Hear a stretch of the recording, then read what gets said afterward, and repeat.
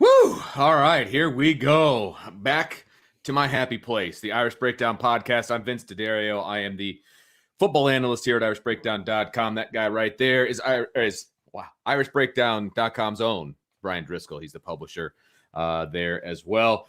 And we got a good show for you, everybody, today. I promise we have taken our professional pills, and we are this is going to be a great show. We kind of let it out of the bag last night. It was exciting. We had fun last night. It's okay to do that every now and then. We had a lot of fun. But we're excited about today's show. We just had a great business meeting, and I'm fired up about just where we're at. Why we're a couple minutes late. We kind of looked at our clock and we're like, we got to go. Dude, we got to get home. We got a show to do. So, but we're excited to be here, and we got a couple super chats I want to get to first, Brian, and then we'll kind of jump into today's topic. Sound good?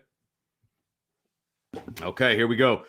Ben Elijah, thank you so much for the super chat. I see Freeman as a let's make them stop us type of coach, not like Kelly, who would call off the dogs early. Do you think he will be like, quote, let's see what this thing can really do on the field, unquote, glorious?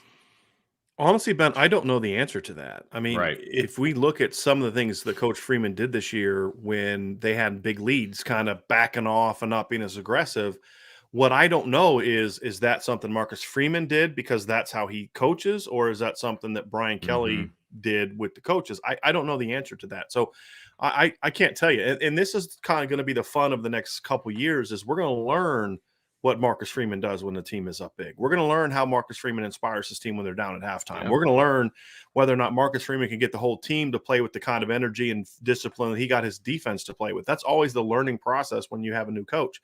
So I honestly don't have an answer to that.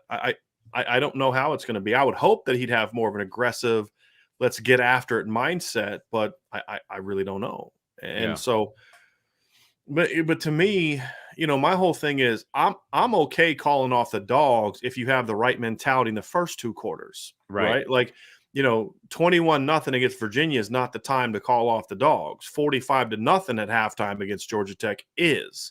You put your starters in for one series in the third quarter, and then you put your backups in, right? But just let it. But I mean, look, when you put your second team in, that's calling off the dogs. Now will they let them play or not? We'll find out. But so I really don't know. Yeah. I really don't know. But that's the fun of it. Could I see it? Yeah, I could see it. Yeah, because exactly. And to Ben's point, I could see that because he's a young coach and he's an energetic coach, and honestly, in his first year, he's trying to make a statement. Right. And what's the best way to make a statement? Did you guys see Notre Dame beat that team 52-6 yesterday? Like, wow, this Freeman dude he's doing something. I hope that that's the case. And look, he came from a program where they have no problem laying beatdowns on people. That's true. I'm talking about where he played, know, and then Cincinnati's had several when he was there, several beatdowns. Right. So I don't know the answer, but I hope that he does, and that the next couple of years is going to be our chance to figure that out, and it's going to be a fun ride. And that's exactly the point I want to make. That's the excitement of where everything is going, because we all look. I unabashedly said that I wanted Marcus Freeman to be the next head coach at Notre Dame for this exact reason, because we get to find out what kind of coach he's going to be, and everything to me points to him being successful, but time will tell. And we get to be along for the ride. And that's the exciting part for me. You, me, Brian, myself, everybody in the chat, we're all along for the ride. And I think it's going to be a fun ride. So that's the excitement level where I'm at. I think it's going to be a lot of fun. Utah Irish, bring it. See, I think Utah has been in our chat before. He's heard Brian and I. He's bringing the history, which I am here for. Utah Irish, 237. Thank you for the super chat. He says, in the words of Japanese General Yamamoto, I fear all that we have done is awaken a sleeping giant and fill him with terrible resolve. Go Irish. Of course, that's the quote attributed to was it Admiral Yamamoto or General Yamamoto? I feel like he was an admiral, but that's I don't know if they had he was a Navy guy, Japanese Navy guy, but sorry. It's not really the point. That was after the Pearl Harbor bombing on December 7th of 1941, which is kind of fascinating to bring that up because we're 5 days from the 70-year anniversary of that. Yes. Which is intriguing. Which let me not go there because this isn't a mailbag, and we're supposed to stay on topic when it's not a mailbag.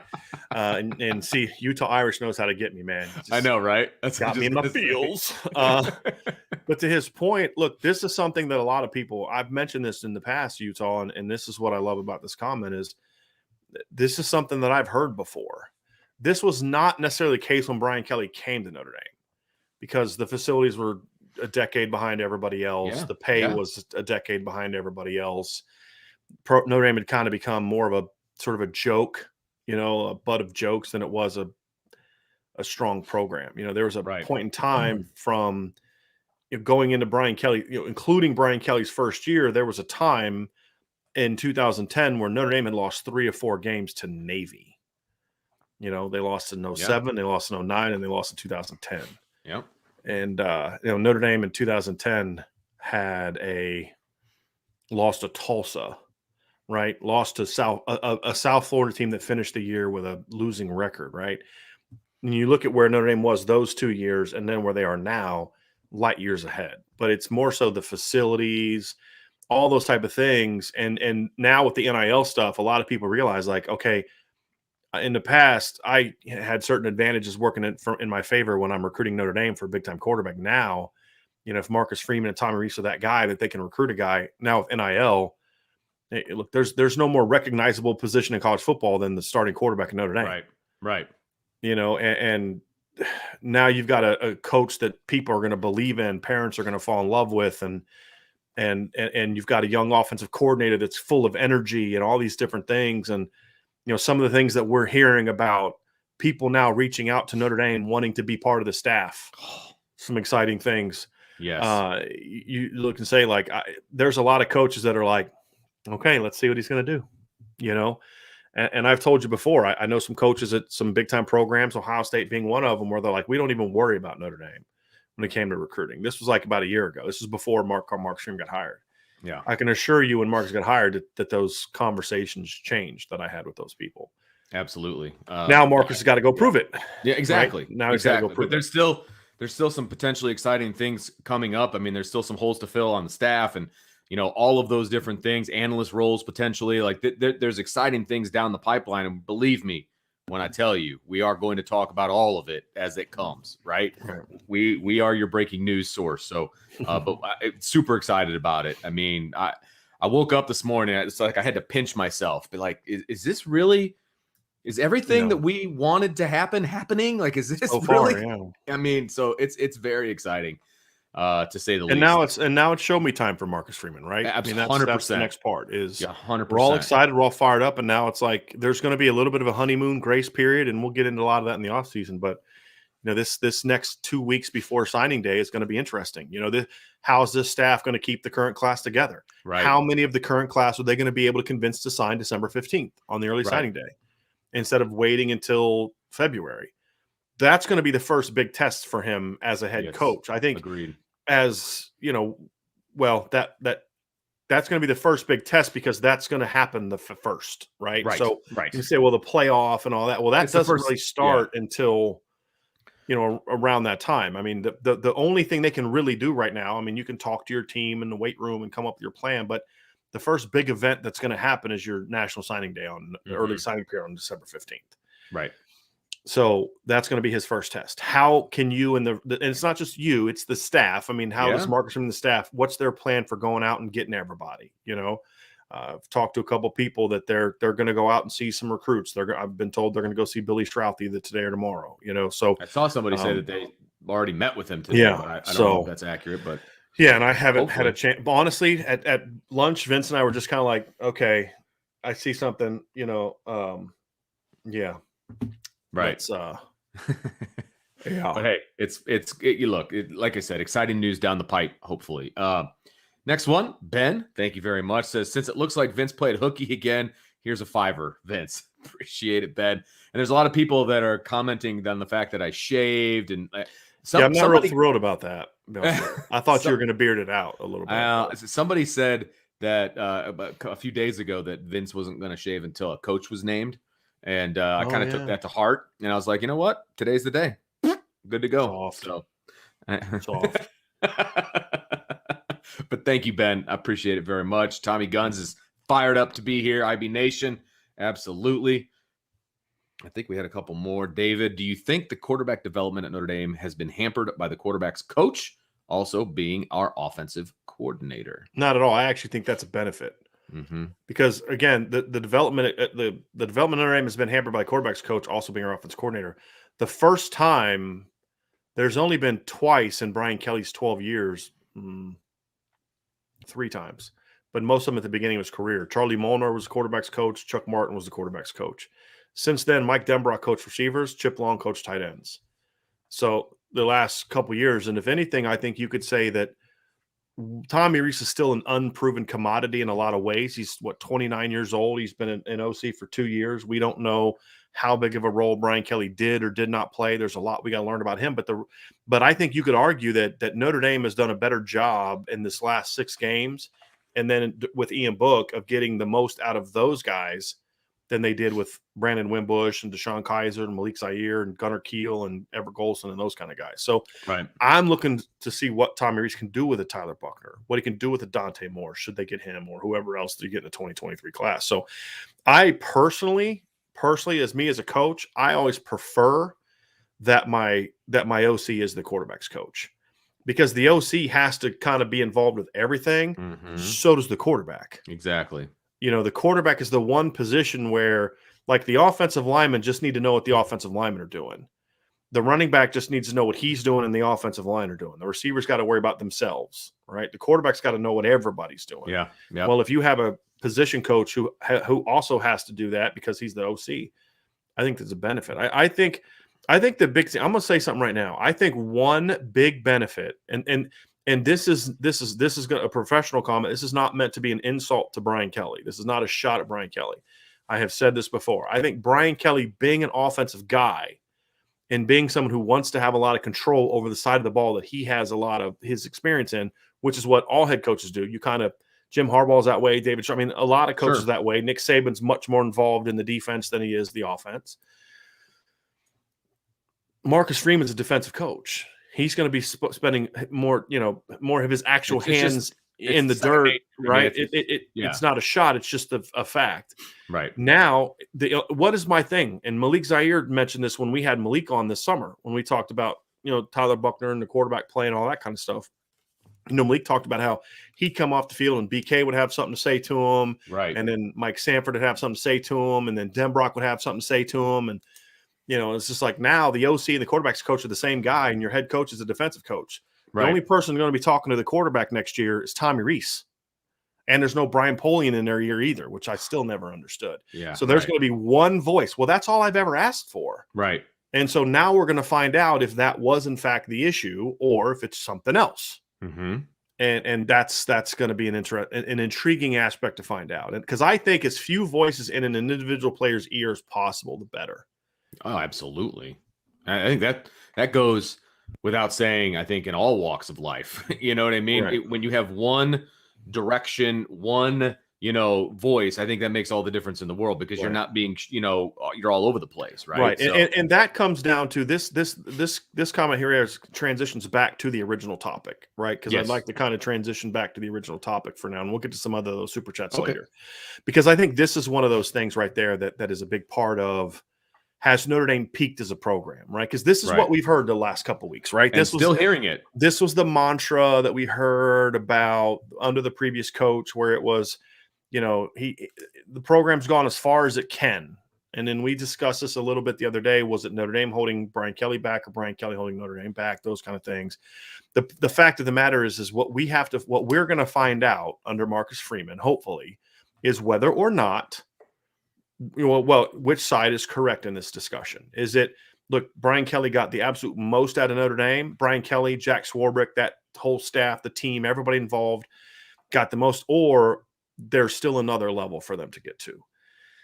And so I think that's the discussion that needs to be had. And the first thing is, before we kind of get into some of the discussion about, the faultiness of some of those arguments, there's a lot of people from a national standpoint that just are lazy in their analysis of Notre Dame. They just kind of believe the stereotypes that they're heard without actually doing any homework about recruiting and some other things. But one of the things that to me is just, if this changes, there's another level for Notre Dame to get to if nothing else changes, and it's quarterback play. I mean, we've said this before, right, Vince? For all the people like, well, you can't win a title at Notre Dame. I'll continue to ask this question until the day that I die. What happens if Lamar Jackson is Notre Dame's quarterback in 2017? Or if Baker Mayfield, these are college quarterbacks in 2017. What if Baker Mayfield or Lamar Jackson or Kyler Murray are Notre Dame's quarterbacks in 2017 with that team? Mm-hmm. In 2018, look, Trevor Lawrence was an academic All-American, right? Trevor Lawrence could have got into Notre Dame, so we can dispel with that, right? But Notre Dame wasn't an attractive place for a quarterback like him. But let's just say for whatever reason that Notre Dame got Trevor Lawrence. If you trade quarterbacks with Clemson in 2018, Notre Dame, I think, is a championship football team. And it's not just me that believes that, because as I've stated several times on the show in the past, I have friends in the coaching business, and I have some friends that were in the ACC at the time that said when Clemson beat Notre Dame, their coaches were telling their friends in the coaching business, like, we're going to be champs. Like, you guys got to play Bama next week. And the response was, we were more worried about Notre Dame than we were about Alabama because of Notre Dame's defense. They were petrified of Notre Dame's defense. And then we saw outside of the minute 55 when Julian Love was out of the game that why? Because, I mean, exactly. Trevor Lawrence, other than Ohio State last year when Clemson's offensive line was just terrible, I don't know if Trevor was ever hit more in his career than he was that game against Notre Dame. I mean, he was just harassed the whole game. But because he's a great player, the 5 times he had a clean pocket, he threw 4 of them were like bombs for big plays because he's an amazing player. The point being, there's 2 teams that I would point to. And I've said, we've talked about this before, Vince. There's people make the case, well, what if Phil Dracovic was the quarterback for this team this year? Okay, well, if you don't go Phil Dracovic, let's pick another quarterback, right? What if, what was the 2017? We even said if the kid from Wake Forest was the quarterback that year, Notre Dame would have been a much better team. I'm trying to remember what that kid's name, John Wolford, just because of the type of offense they run. But like this year, no, 2017. But Sam Hartman this year, right? Yeah. I mean, what if you had a Bryce Young or a Carson Strong or a CJ Stroud? I mean, pick a quarterback that's a big-time quarterback, put him on this team. Right. So we've had this conversation multiple times. And so 8-21, 18, 17, I think you could make a case for 2019. If you had a more dynamic quarterback, that right there puts Notre Dame on the same plane as everybody else. Yeah. And that's what's been missing. I mean, think about when the 2018 playoffs, like playoff period, right? You had Tua Tagovailoa, Kyler Murray, Trevor Lawrence, and Ian Book. This isn't a knock on Ian. The point is, no matter what, let's work with the assumption of what Brian Kelly and everybody at Notre Dame said about Ian Book. All-time winning scorer, but he was still at best a 4th-round draft pick, but he was the 9th quarterback taken in that draft. And he's going into the postseason having to go against 3 guys that were top women. Tua was what, 5 or 6? 3 quarterbacks that ended up being top 6 overall draft picks. That's a big difference. Right. There's a big difference between Ian Book and Kellen Mond and Davis Mills and Trevor Lawrence, Kyler Murray, and Tua as college players. And I mean, that's just the reality. Now you say, well, they had better weapons. Notre Dame had plenty of weapons. Miles Boykin, Chase Claypool, Alize Mack, Cole Kmet, Dexter Williams, right? I mean, the weapons were there. It was more about the quarterback was different. And so now you start developing that kind of quarterback. That alone, to me, takes Notre Dame to another level. And that alone is why I think this whole Notre Dame can't win a championship thing is nonsense, because you can't use recruiting and let's say for 5 seconds we accept the faulty premise that, Notre Dame can't attract top players because of academics. Well, that's not a problem at quarterback, right? I mean, Kyler Murray had the grades to get into Notre Dame. Tua Tagovailoa had the grades to get into Notre Dame. Baker Mayfield, Trevor Lawrence, Justin Fields. I mean, we could go down the list of all these big-time coaches or quarterbacks of the recent years, and they all had CJ Stroud that's in not this year's class, Bryce Young. I mean, you pick a top quarterback, and the kid had the grades to get into Notre Dame. and a lot of these kids are academic All-Americans because that's just the personality of quarterbacks tends to be that way. So that alone just to me blows up the entire premise of can Notre Dame be that type of team?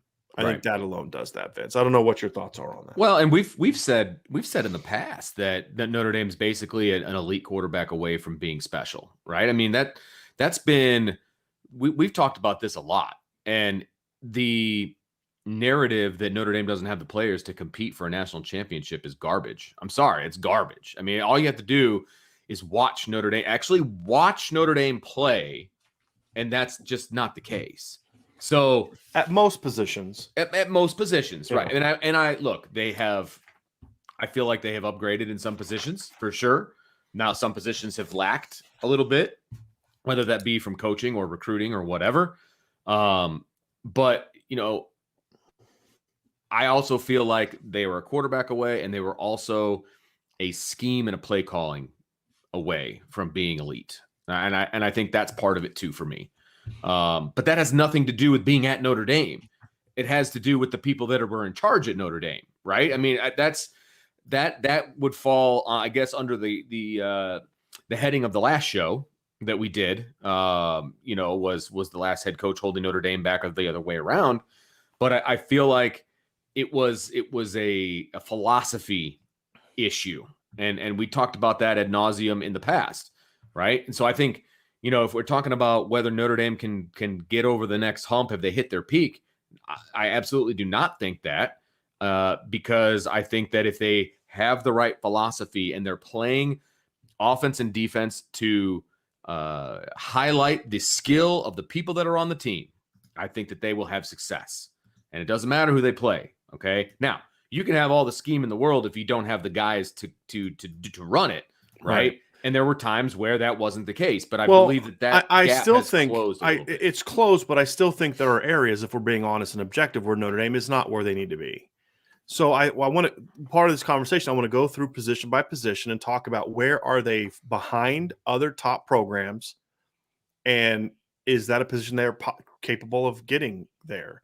So to me, quarterback, they're behind other programs. Would we both agree with that? Like top programs, like even Jack Cohn this year. Jack Cohn was a great point guard quarterback, but he's not the dynamic. No, not at all. He's not that guy, right? He's a product of good system, good players around him, and he's the point guard. He's managing it, right? So that's a position that they are behind top programs.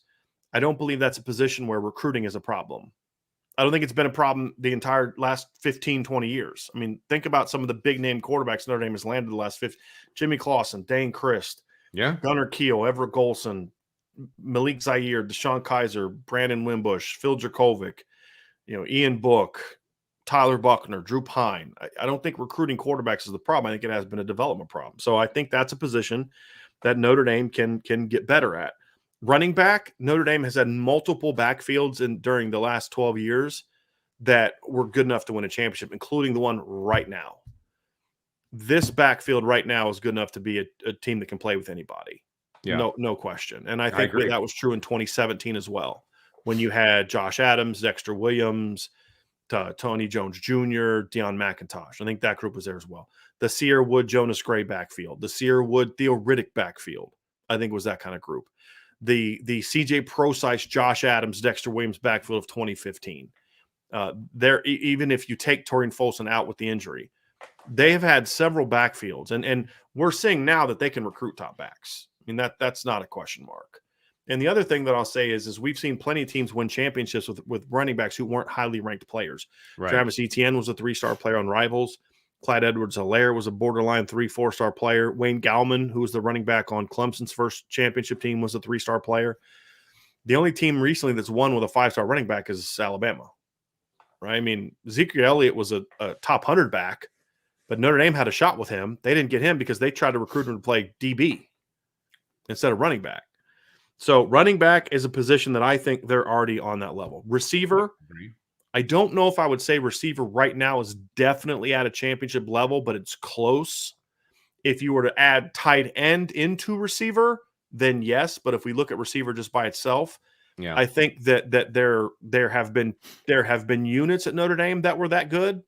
but I don't know if the one right now is by itself is a boy. That's an elite group like Ohio State's group, right? There's a difference, but do I think it's good enough? If the other positions are right to compete for a championship, yes. And I don't think look, Notre Dame's got 2 top 100 receivers committed to their current class right now. Correct. That's not a problem. Recruiting receivers never been a problem. I mean, going back to Golden Tate, Michael Floyd, Duval Kamara was a top 50 recruit. I mean, they've landed big-time recruits and then guys they've turned into big-time recruits. Tight end, no-brainer. An O-line, no-brainer. So would anyone want to tell – does anyone want to convince me that there's a single position on offense where Notre Dame can't land championship caliber players? Or has – and again, this isn't theory. I'm looking and this is what they've done, what they've had. Notre Dame has had at least 5 championship caliber offensive lines in the last decade. We'll go conservative and say 4. Okay. 15, 17, 18, and 20 is the 4 I would say. Okay. Yeah. Okay. And you could, we could discuss 12. 12 had an elite left side, but maybe not a right side. We could get into some of those conversations.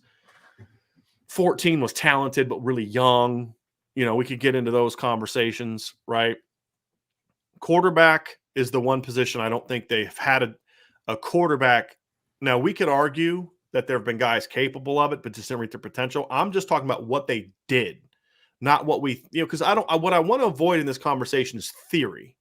Sure. Well, I think as much as possible and just go with what we've seen. Because the point that we discussed last night when I was on one of the LSU shows the other day.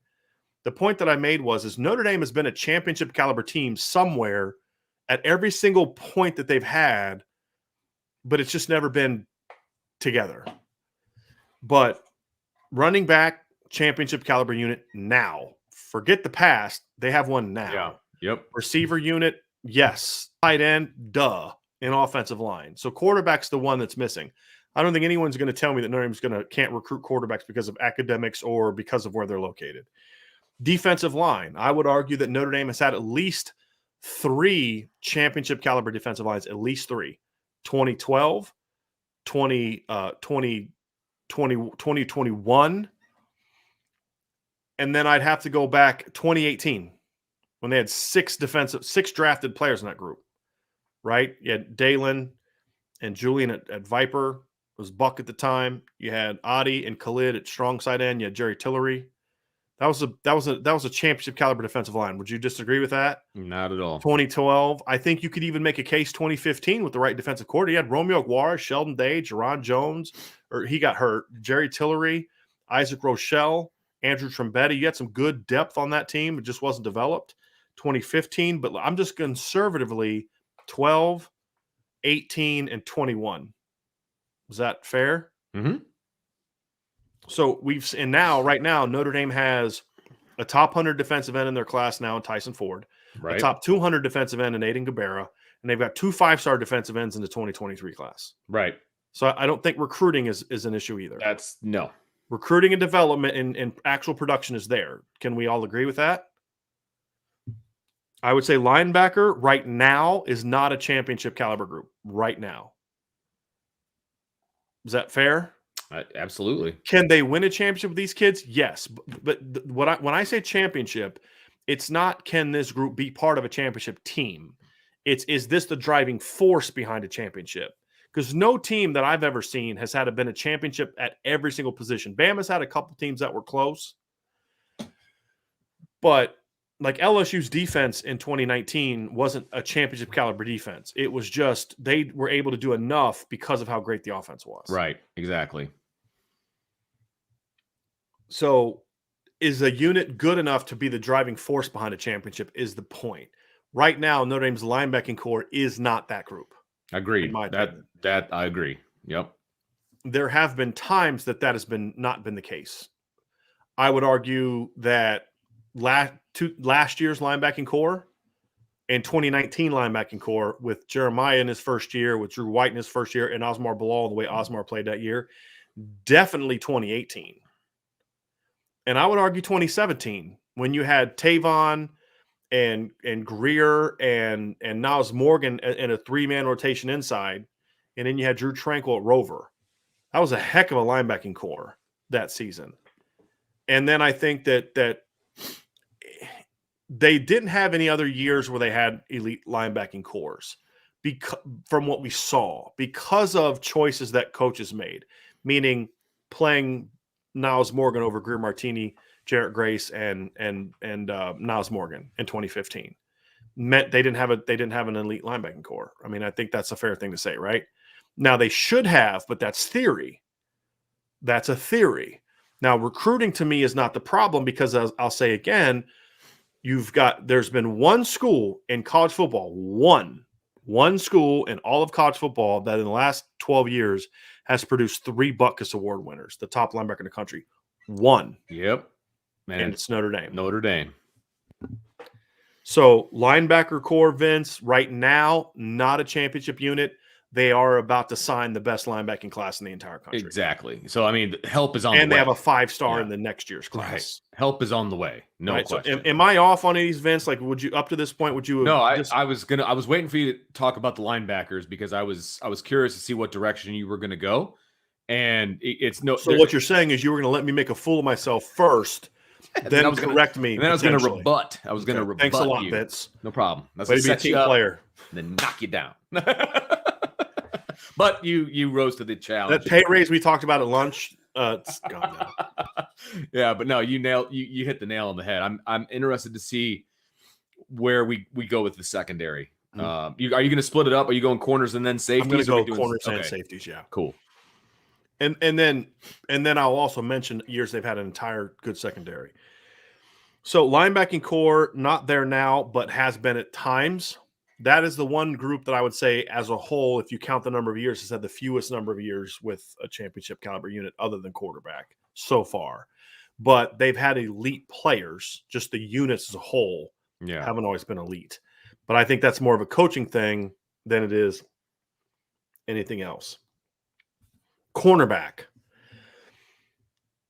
This is another position where I would say they've had some really good individual players. There have been only a few years that they were championship caliber. They've had some good cornerback teams. Like 2014 cornerbacks were pretty good when they were healthy. You had Cole Luke, had a great year in 2014. Cody Riggs that season had some really nice moments. Yeah. You had Kavari Russell got suspended that year. Had he not got suspended that year, I think that group would have been even better. So you have to look at that. But 2015, I think that Notre Dame had a cornerback group that you could have won a championship with.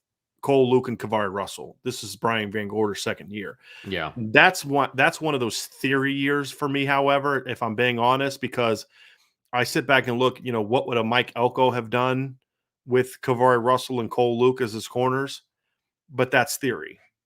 I think the only year that I can say definitively they had championship corners, like no doubt about it, in talent and in practice and in production, is 2018.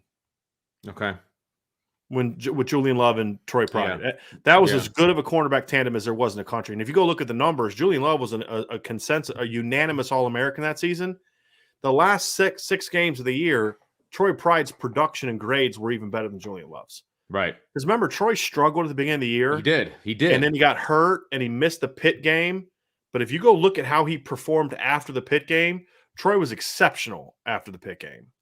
So that is the one year I would say for sure that I felt Notre Dame had championship corners. I don't think that I thought Troy was very good in 2019, but the other cornerback position was just kind of okay. Last year, the corners were just okay. This year, the cornerbacks are they're solid, but you're not building a championship defense around them. They can be part of a championship team, but you're not a championship team because of them. There's been other years, you had Robert Blanton, but then the other cornerback position struggled. I think the closest thing they've had since then, I thought the cornerback tandem in 2010, or the cornerback trio they had in 2010 was outstanding. She had Robert Blanton, Darren Walls, and Gary Gray before Gary Gray kind of lost his way. Because we all remember Gary Gray falling apart in 2011. What a lot of us forget is Gary Gray was really good in 2010. Yeah. I thought that was a really good group because that was a top 25 defense that Bob Diaco put together in 2010.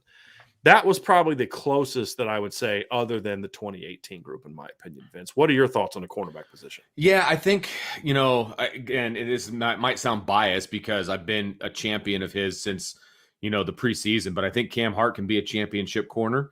And I'm very interested to see what the guys who are true freshmen right now, what they end up becoming. I wouldn't say that the guys that are playing right now as a whole, but as a group, are championship level. I would not say that at all. And I don't know that they're Cam top Hart 25.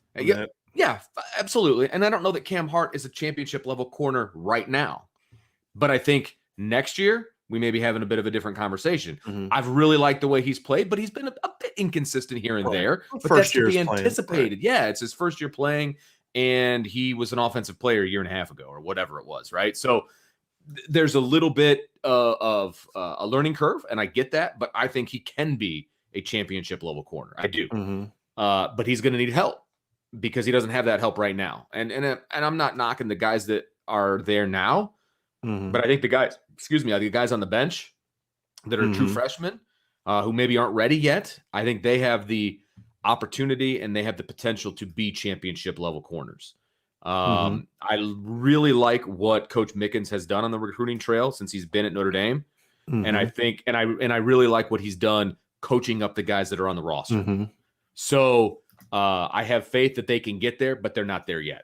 That's what I would say about the. And so there it's more theory. And I think of all the positions on the football team, that is the one that is most difficult for Notre Dame to recruit ready-made elite players. Right. I think Notre Dame's always going to have to be sort of that developmental aspect. And that's just going off what we've seen. We have not seen them really be able to recruit elite corners, even years they've got top 100 guys.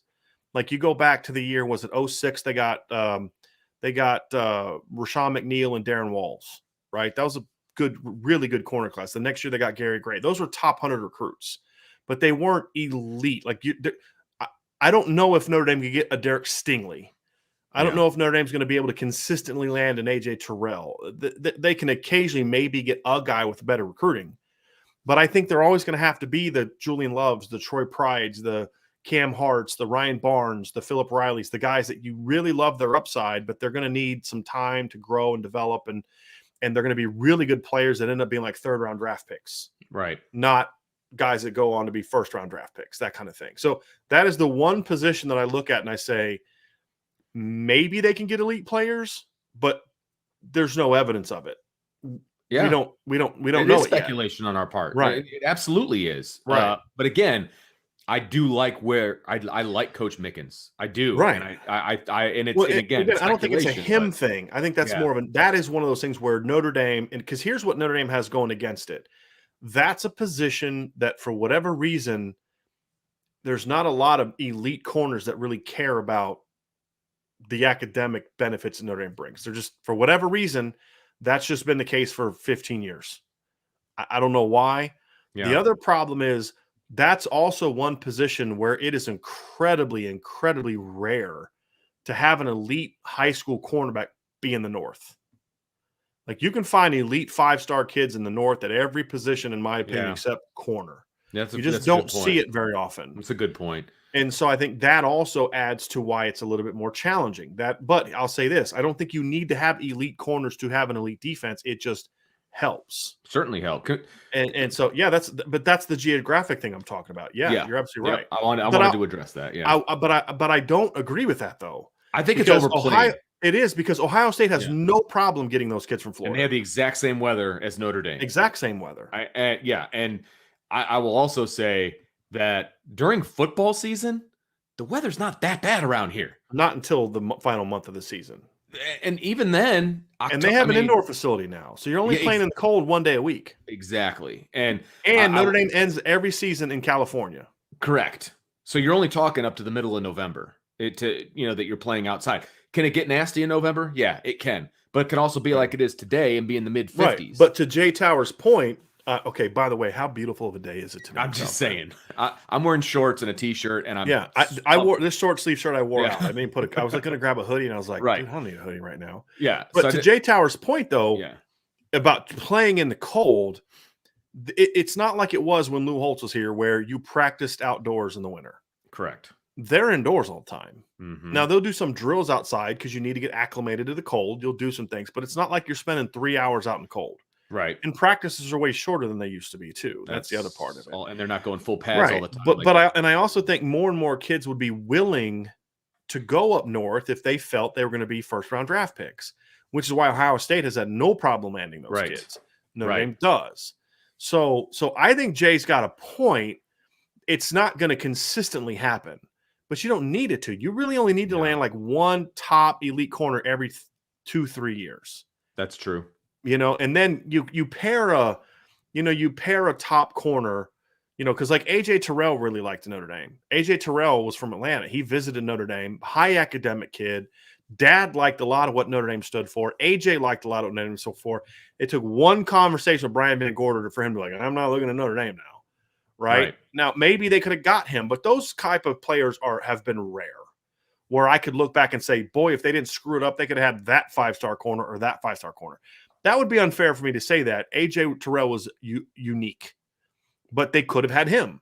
But you give me an AJ Terrell and you pair him with a Julian Love or a Cam Hart or a Bennett Jackson or a Kavari Rogers or a Cole Luke, guys that Notre Dame can consistently get, then you've got one heck of a corner class.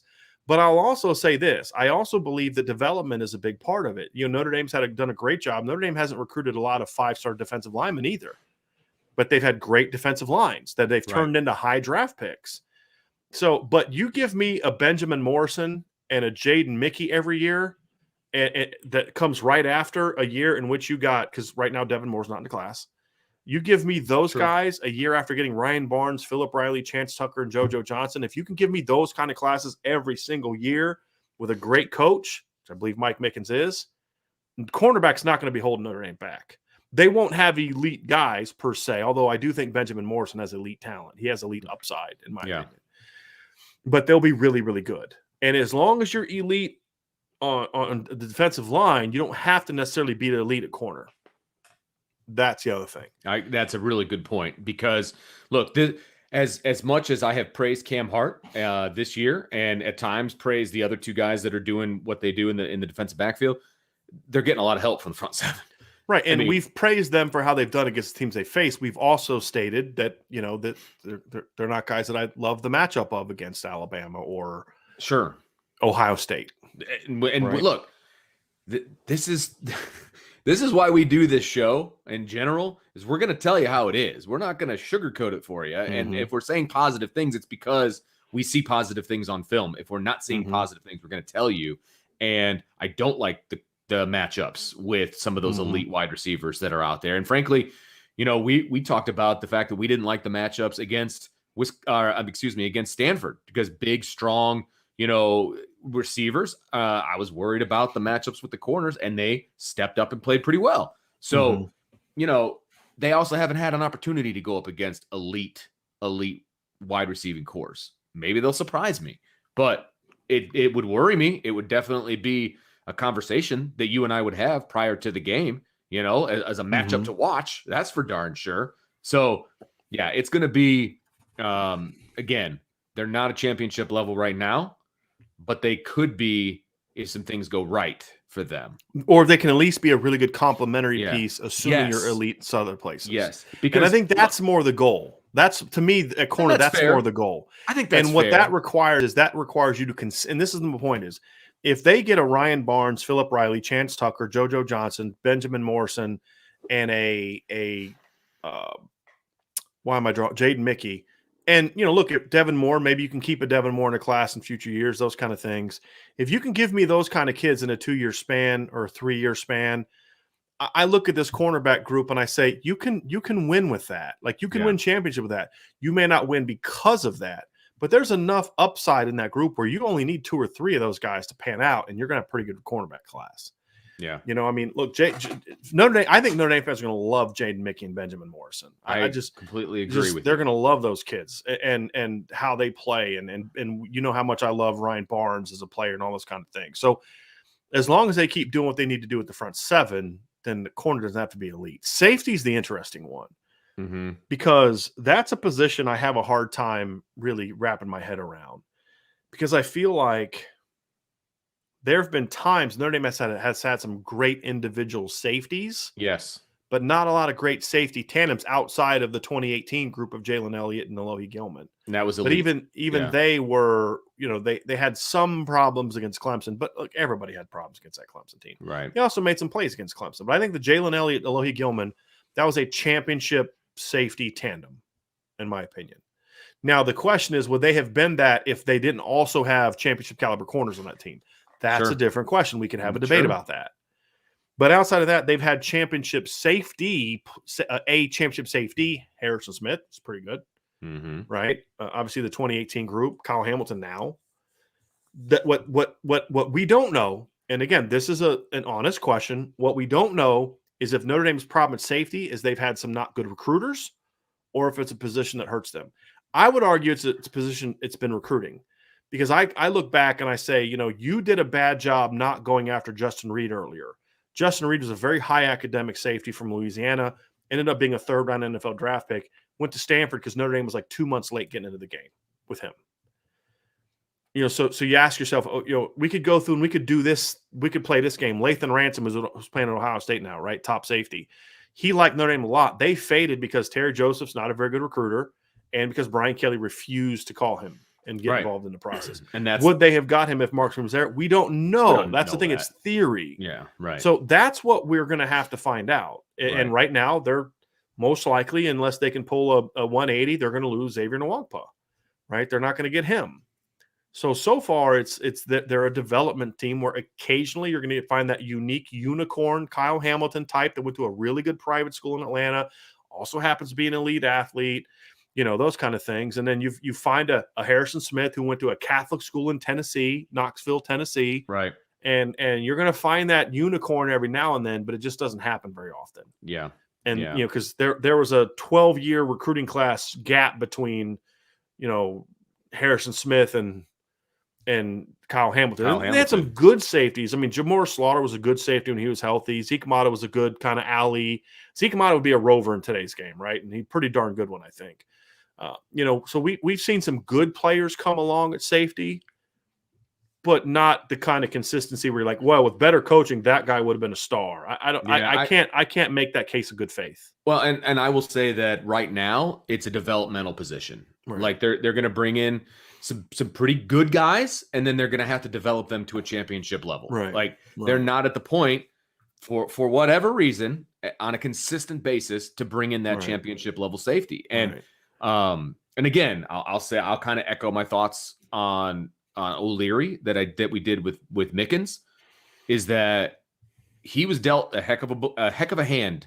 Okay. And we talked about it when he got the job. Like, well, it's an easier job when you've got a guy like Hamilton to, figure it out. This is what we were discussing at lunch today. Yeah, exactly. And it helps you, no question. But then Kyle Hamilton goes down, and all of a sudden that group, the safety group, is playing better as a group than they did when Kyle Hamilton was healthy. And again, we're not saying it's because of Kyle Hamilton. We're just pointing out the good job for Chris O'Leary to kind of get that type of player, I think is big. I want to address this one because a lot of people are saying this. This happens every time we talk about safety position. Tom Zibikowski. Right. Tom Zibikowski was a hard-nosed player and a great kid and a great representative, and he kind of that fighting Irish spirit, even though he's Polish, that kind of thing. But like that, the spirit of what makes Notre Dame, some big plays. He was not a great safety. He and honestly, if he was around today, he'd be playing rover. He'd be a rover, 100%. That's why he struggled against USC. That's why he struggled against Ohio State. Whenever they played a team that could throw the ball, Tommy got smoked. He was a good run defender and a good alley player. He'd be a great rover. Yes. And if Tommy was around today, he'd be a great rover. Yeah. But I would not call him an elite safety. And definitely not an elite safety in the modern game because he couldn't cover. Yeah. So and that's why he didn't pan out in the NFL. I mean, he was a good special teams player. Right. And that's why he stuck around for a few years. But he was never starting corner on a regular basis because what do they do in the NFL? They throw the ball. Right. Right. And that was his weakness. Yeah. It just is what it is. Look, I love Tommy. He was one of my favorite players, back when he was playing. He's electric when he would return punts and all that fun stuff. But as a safety, he wasn't great. Right. He wasn't great. And this to me doesn't really. I mean, look, I don't care where he was drafted. teams make. Mike Mamula was a top 10 draft pick. Mike Mamula was not a top 10 talent. Again, Tommy was a good player. He was a good player. What we're saying, he's not an elite player. And that's what he said, right? He's not an elite player. Right. If he was an elite player, he wouldn't have been a third-round draft pick. If he's an elite player, he'd have been a first or second-round draft pick. Pick, and I'll reiterate my point. I love watching him play. Right. One of my favorite players. Right. But if you break it down, passion, played hard, made big plays, like, pick sixes, and I still remember the fumble return against Ohio State that should have not been called. But the reality is, go watch how he played, because we're having a conversation of is this a championship caliber player? Right. And if you go watch Tommy play against USC, he had some struggles against USC. He had a really tough time against Ohio State in the Fiesta Bowl after 2005. Whenever they played really good vertical passing teams, Tommy had a tough time. Go watch the film. That's just a fact. I loved Tommy Zibikowski. I got to work with Tommy at Bowling Green's camp one summer. He's a great kid. His dad's an interesting character, but Tommy was an awesome kid. And a really good player at Notre Dame. But what we're talking about was a guy, a elite championship caliber player. That's the question. And there's been some good players along the way. I think that Jamar Slaughter was a good player. I think that Max Redfield could have been a good player if he had better coaching, meaning if he didn't have to play for Brian Van Gorder. I think Elijah Shoemate was another guy that if he were at Notre Dame today would be a really good rover. A really good alley safety, good player, but as we saw against Alabama, a guy that you don't necessarily want covering elite players. And there's been a lot of those guys. Right. Now, I'll say this. I think if Jamar Slaughter doesn't get hurt in 2012, I think that safety group would have had a chance to be a championship caliber group, because that defense was perfect for Zeke. I mean, Zeke was really good in that defense. Zeke could be a rover today. He was fine at safety in 2012. Jamoris going down changed that unit to me. I think if Jamoris would have played, now neither of them were elite players, but as a tandem, they were really good. Yeah. And so, that would have been interesting to see how that, but that's not what happened. Zeke went down and they had to insert Matthias Farley, and Matthias Farley was a nice player, but not a great player. Now they've had some good safety groups. I think the 2015 safety group is very underrated. But again, it was held back because of Brian Van Gorder. Yeah. So it's still a theory of what could they have done. Like, what would the Elijah Shoemate, Matthias Farley, Max Redfield safety group done if Mike Elko was their position coach and D coordinator? That's a good point. But that's not the reality. That's speculation, and it's, absolutely correct. Right. And so that's kind of where you look at it, right? And so safety, I have to say, has not been a position where Notre Dame has consistently been able to produce. So what's the theme? Cornerback and safety secondary-wise, I would say as a secondary, Notre Dame has had one, arguably two secondaries that were championship caliber secondaries. Okay. 18 for sure. Okay. And I think you could argue 2015, but that's the one where the asterisk of with real coaches. I would have loved to have seen the 2015 secondary with Cole Luke and Kavari Russell corner and Devin Butler as the third corner. And then you look at the safety group of Max Redfield, Elijah Shoemate. I mean, Matthias Farley started more games in the NFL than he did in 2015 for Notre Dame. Crazy.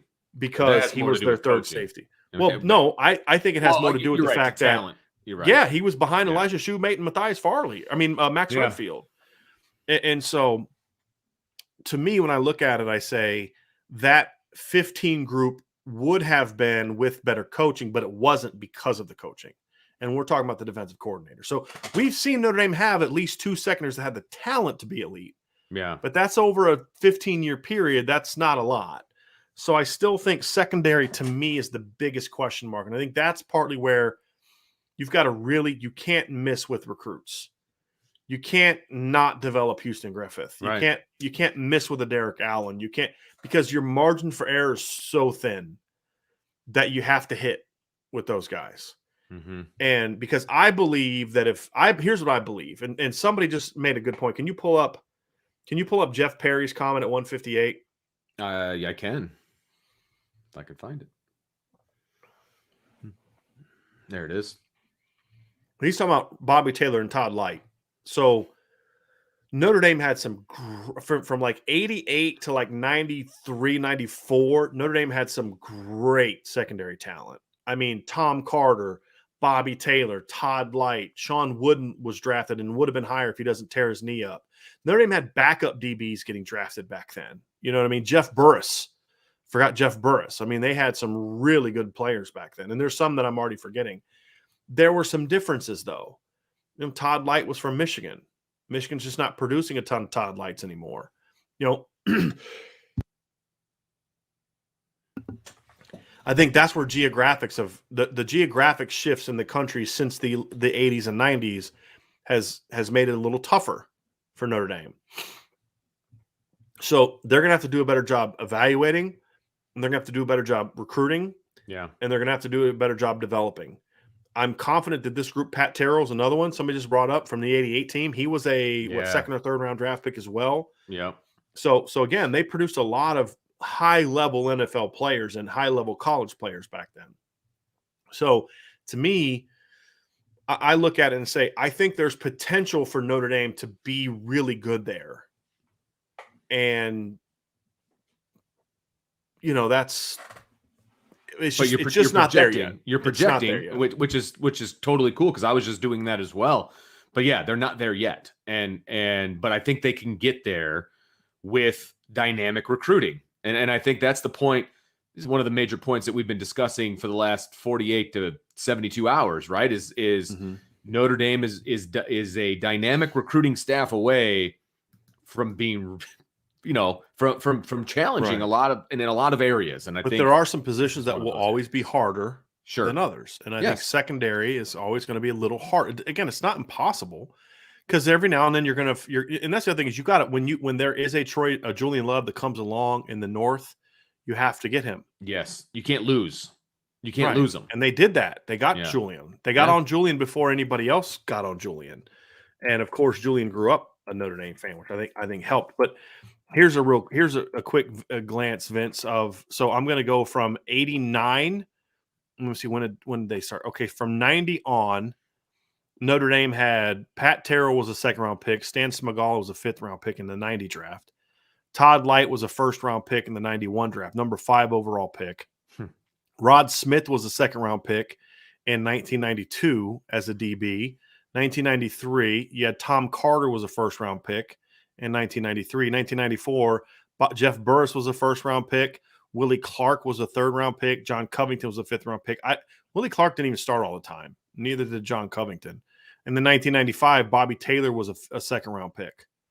I mean, so there was a time where Notre Dame was putting a lot of first- and second-round DBs in the NFL draft. If they were doing that now, this defense would be unfreaking believable, right? But that's what I got to get to is like we've got to get to the point where they're able to they got to recruit a little better. And the thing for me with secondary recruiting in the last 7-8 years is it's been the secondary recruiting has been too inconsistent. They've had some really good moments, but just not enough of them. Yeah. You know, and to me, that's the issue. That's the issue, right? Yeah, it was almost. I don't want to say it was accidental because they put the work in, okay. Right. But it felt almost like that. Be like, well, we fell into a great one here. That's awesome. You know what I mean? Like it almost felt like an accidental, situation. But I think this is important, and I'm not bashing anybody, but this is a general term. He says, I think Marcus Freeman thinks any position will always be harder. If you think you can't, you can't. Which I think is a great point. Yeah. If you gave truth serum to Marcus Freeman and you said, do you think you can get XXXX, name a bunch of guys, he'd be like, yeah, I do. Yeah. You know what I mean? Like, I do believe that's part of it. Right. I really do. It's an attitude of thinking that you can. It's also an identification thing. Big Jim makes a great point. They passed on Greg Newsome. You're correct. They did. He was an Illinois kid that went to Northwestern. Notre Dame passed on him. And I'm not knocking him for it because I didn't think Greg Newsome was necessarily a great player either. But, Northwestern liked him, and he ended up becoming a first-round draft pick. So there aren't many kids that come along like that, and you have to get them. When they come along, you have to identify them bring them in because Notre Dame's going to have to make a living on kids like Julian Love and Greg Newsome. They can occasionally, now Could they change that? Sure, that could change. But right now, we're trying to go off of what has happened. Because we could say anything in theory. We could get on here and be like fanboys of like, no. With Marcus Freeman, they're going to get this, and this. And that may be true. But I have no evidence of that. No, none. I mean, in Marcus Freeman's first year as defense coordinator, he's done a phenomenal job. You know how many safeties they've signed? They got commits from? Like in the 2021, they got a good safety in the 2023 class, but he's a top 200 guy, not a 5-star guy. Right. So even there, I mean, who's the 5-star cornerback that Notre Dame assigned under Marcus Freeman? Right. So even there's still work to be you have to show to me.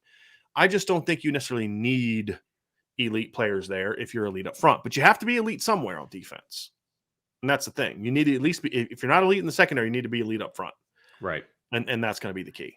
No question. So overall, I think the other things too, you look at like facilities, that's not an issue anymore. Anyone still holding on to that still thinks it's 1999. And then they haven't been on campus. I mean, exactly. You haven't seen what there is to see. I mean, that's the bot. They have an entire building dedicated to football, and they're just about to tear it down to the studs and renovate it, and make it even better.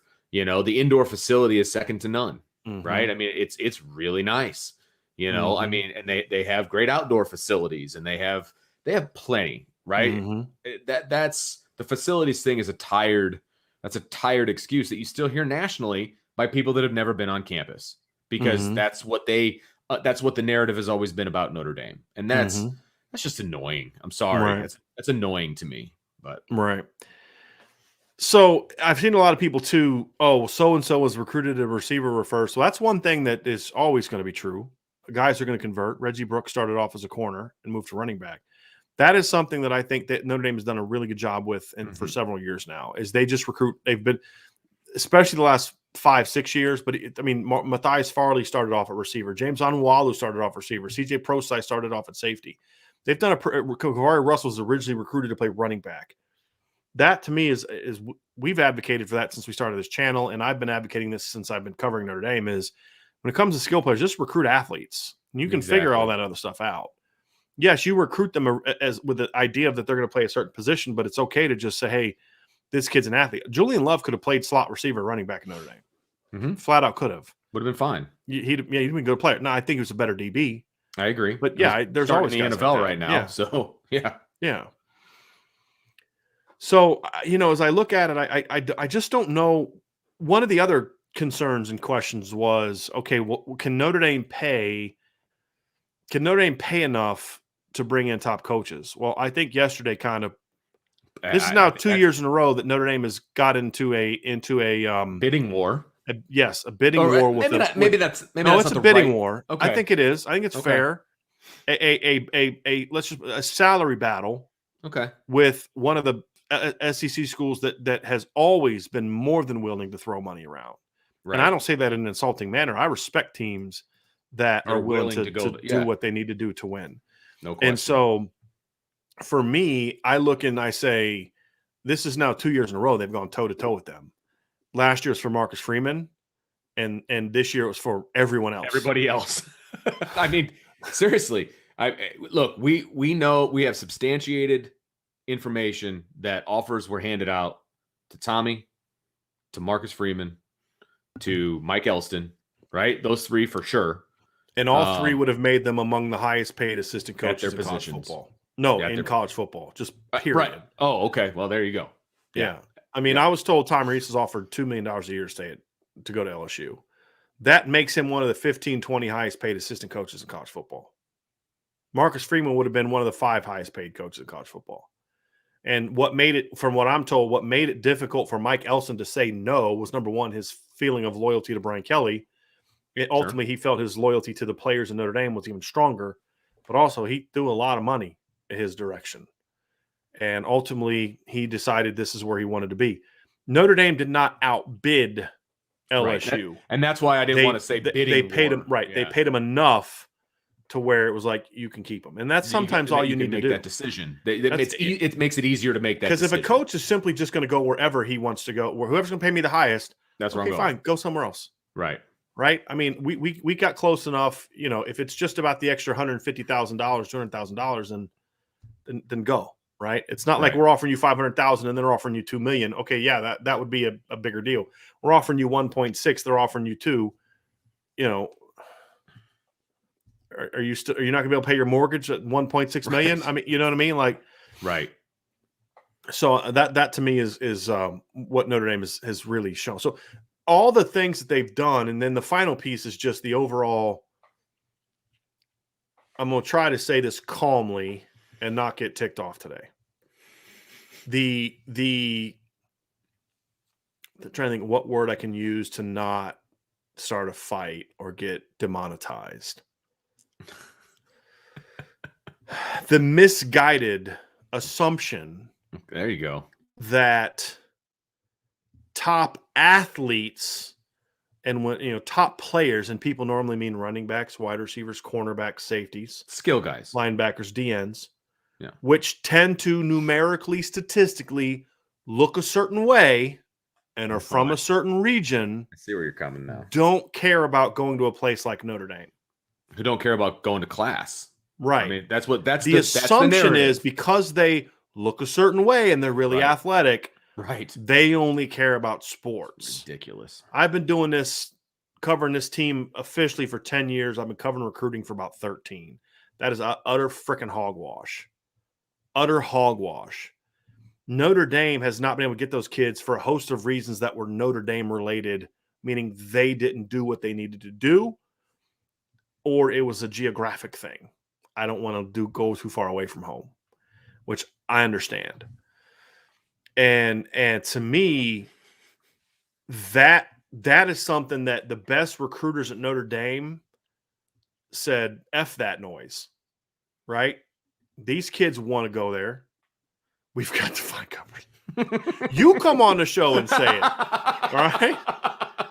Sorry, but I'll say it. All right, my man Lucky Lefty, that's Sean and Malik. What do most running backs, receivers, corners, safeties, and linebackers look like? They're black. By and large, statistically, most of them, of the elite high recruits, they're black. And that's just a fact. And there's not, I don't care. It's just a fact. That's not an opinion. Nobody ever says Notre Dame has a hard time getting 5-star offensive linemen. Right. Which is a higher percentage of them are white and from the north. Tight ends or quarterbacks, because a lot higher percentage of those players tend to be white and black. There's a mix of them, right? And there's this notion that, and it is geography. Sean S. says that geography is a part of it too, that if you got a Southeastern kid who's a skill player in black, the automatic assumption is they don't want to go to a place like Notre Dame. Right. The assumption being they're not good students or they don't care about academics. And that's freaking bullcrap. Mm-hmm. And at the beginning of the show, we talked about why schools are petrified of Marcus Freeman being the head coach of Notre Dame. It's not because he's black. It's because he's a great recruiter and a great teacher. Their concern is that he's going to be able to convince some of these kids to come to Notre Dame. And here's the biggest fear. You want to know what one of the weirdest things I've experienced in my career has been? When I watched Florida and Florida State gang up on negatively recruiting Notre Dame. Because they would rather lose a kid to Florida or Florida State than Notre Dame. Because they're horrified of some public school kid from Miami or Orlando or Tampa or Atlanta going to Notre Dame and succeeding. Because when that kid goes back and says, I made it. You know why I made it? Because I worked hard and they've got great academic support and I did all this. And I had 8 other dudes I played against from Florida and and they go there and they're successful. They're afraid that the freaking floodgates are going to open because they're afraid they're going to get to Notre Dame and they're going to meet guys like Jerome Bettis and Todd Light and a lot of these Notre Dame players that were NFL draft picks. And you know what Todd Light has done since he left the NFL? Made a whole lot more freaking money in a business because of his Notre Dame degree in education than he did playing football. Exactly. And he's been able to use the money he played in football to do that because he's smart. He cared about academics. He applied his degree, right? That's what they're petrified of. Yeah. They're petrified of Notre Dame opening the floodgates and realizing that these kids can do that. That's why so many schools negatively recruit Notre Dame harder than anybody else. And once that stereotype gets crushed, one of the things that makes me, and Sean and I have talked about this, there's a lot of coaches that will tell kids, especially that look like the way we talked about, that they will tell you you can't make it at Notre Dame. You can't make it. And the fact that a lot of these kids buy it, they buy it. Yeah. Once that floodgate gets open and they see, hey, I know that dude. I took the ACT with that guy. I took the SAT with that guy. I know he's not any smarter than I am. Exactly. That dude graduated from Notre Dame in 3.5 years and he was first-round draft pick. Okay, I can do. If he can do it, I can do it.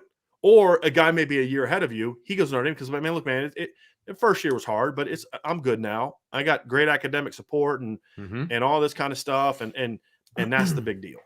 And when that door gets kicked down, it's going to be a problem.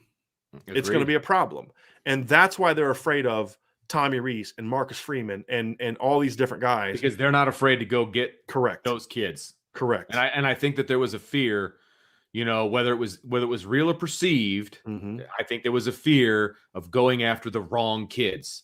Because and that's not, those aren't my words, right? I mean, it's very clear in who they were recruiting. And Marcus Freeman flat out said, he's like, dude, we're going to recruit the best people in the country. Yeah. And then we're going to see if they're Notre Dame guys. You know what I mean? Like, that's the attitude to have. Right. And that is exactly what you're talking about. That's going to change the narrative about Notre Dame. Right. Because they're not going to accept that I can't recruit in Miami. I can't recruit against Alabama. I can't recruit against Clemson. I can't recruit against Ohio State. They're not going to care about that. So, that's one of the things that has me excited about this staff, because as I think that Marcus Freeman has kind of been energizing for a guy like Mike Elston too, because I think Mike Elston at times is like, I can't go after that kid because this is going to be me. Right. I can't go into this region and just out recruit Bama for a kid and Georgia for kids they want, because it's just me. Kelly's not going to have my back. Yep. Clark Lee wasn't doing it, but now you've got a head coach, you've got an offensive coordinator, you've got a corners coach. You got a safeties coach who's from Florida. Chris O'Leary's from Florida. It's like, I'm going down to Florida now recruiting Keon Keeley, and I got my crew with me now.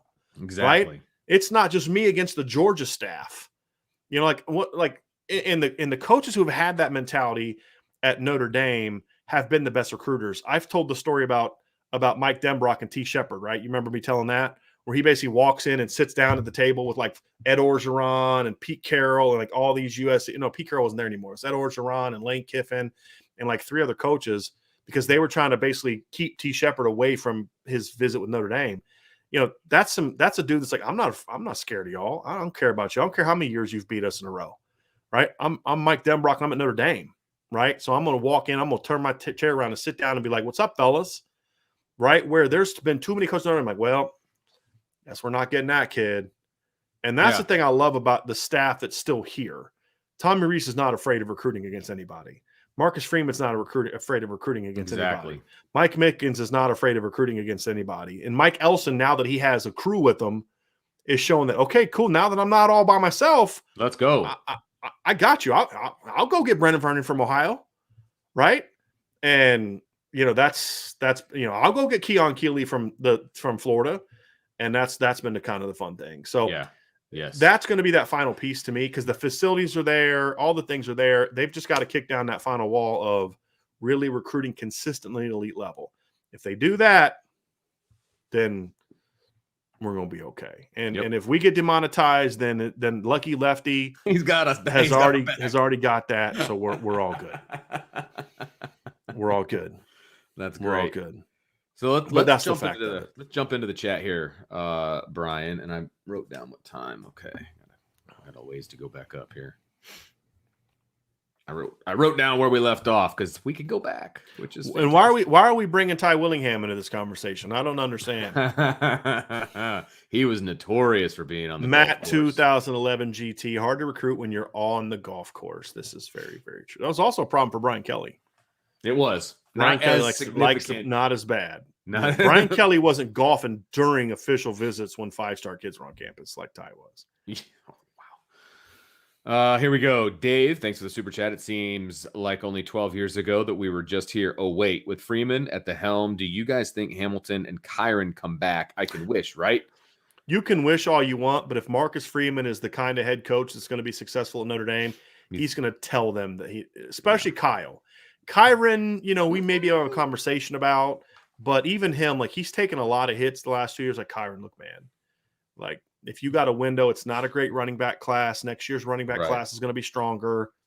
You got to go. Get out of here. Any coach that gives a crap about his players is going to tell Kyle Hamilton. Yep. Like this is the one time that Brian Kelly did this. Brian Kelly was notorious for just trying to convince kids to come back because that's what was best for him in Notre Dame. The one time he didn't, and I don't know if I've shared this before. I was talking with a friend about this last night, but Quentin Nelson actually kind of was, after 2017, was kind of like, I don't know if I want to leave my boys and my team, and kind of was thinking about maybe coming back. And Kelly was like, no, like you're going to be a top 10 NFL draft pick. You gotta go. And I think ultimately he would have gone anyway, but I mean that's the thing is I think Kyron's gonna be a little bit more torn than Kyle. Kyle's got to go. He's got to go. There's no. I mean, look, he's going to probably be a top 5 draft pick. I don't know if there's another level for him to get to.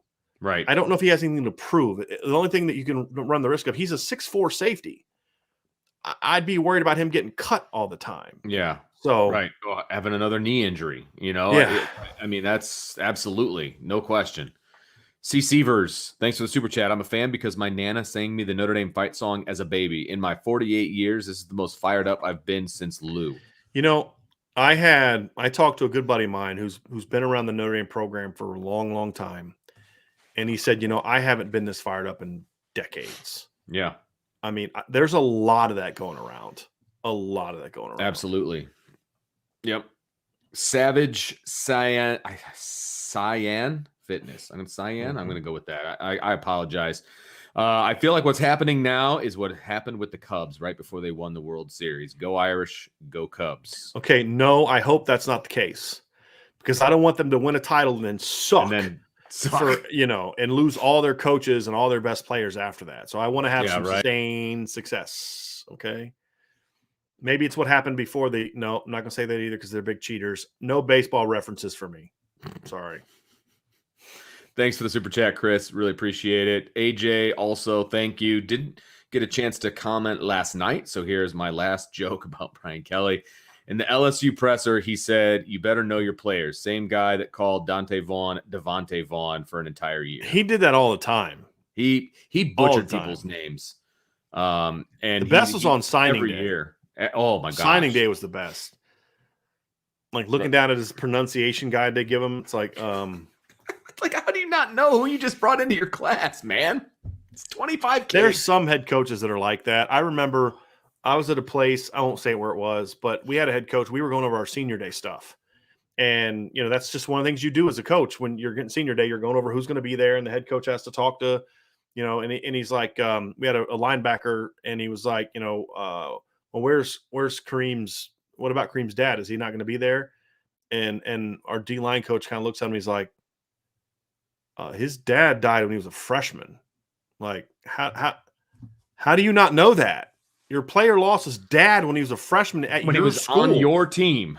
It's just like, okay, you're whatever you say, buddy. Wow. There's some head coaches that are like that, and it is what it is.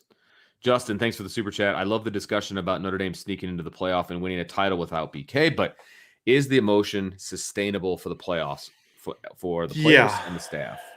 I think so, because the emotion comes from a sense of focus and purpose. Right. It's not the emotion of, like, there's different types of emotion, right? And this is a great question, Justin. It really is a great question. There's the emotion of, your team just won a game and you feel excited, right? That and it kind of wears down, but you still kind of have that giddiness. And then there's like the emotion of you opening up a brand new present. Like it's that immediate emotion that fades.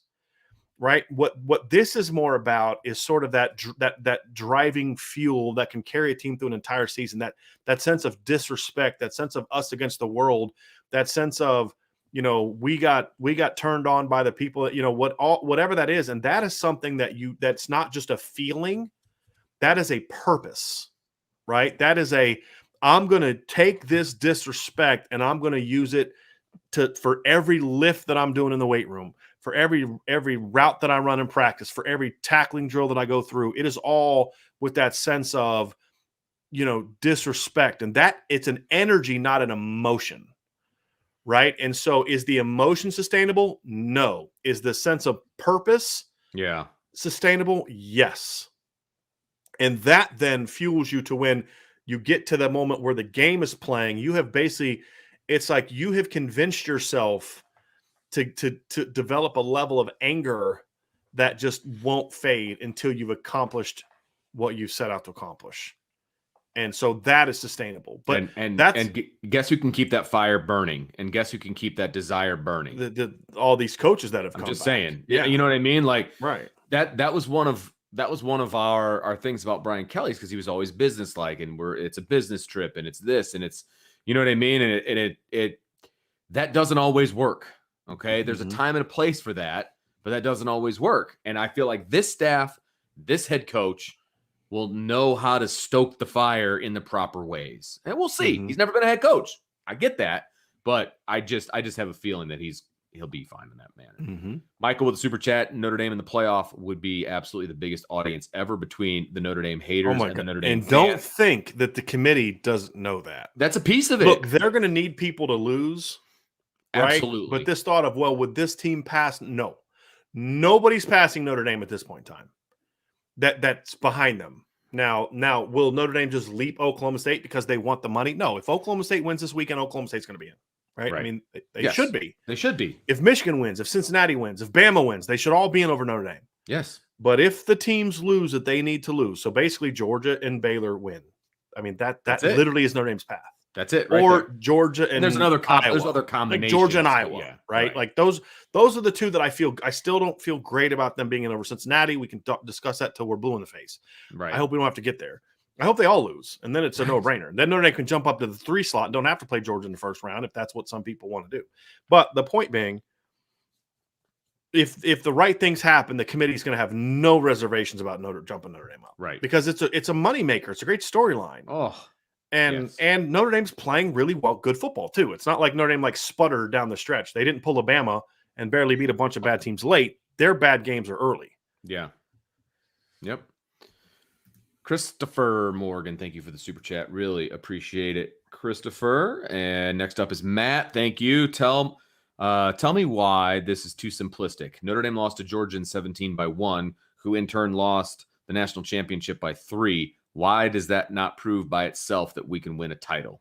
Because Notre Dame got stomped by Miami and lost to Clemson. But look, this is the whole point, Matt, is that team was capable, if it would have been able to maintain a level of focus, of competing with anybody that year. Right? And that's what we've said is like Notre Dame has had, to me, they've had 2 teams that flat out should have won a title. Right. Or at the very least played for the title and been competitive. 15 and 17.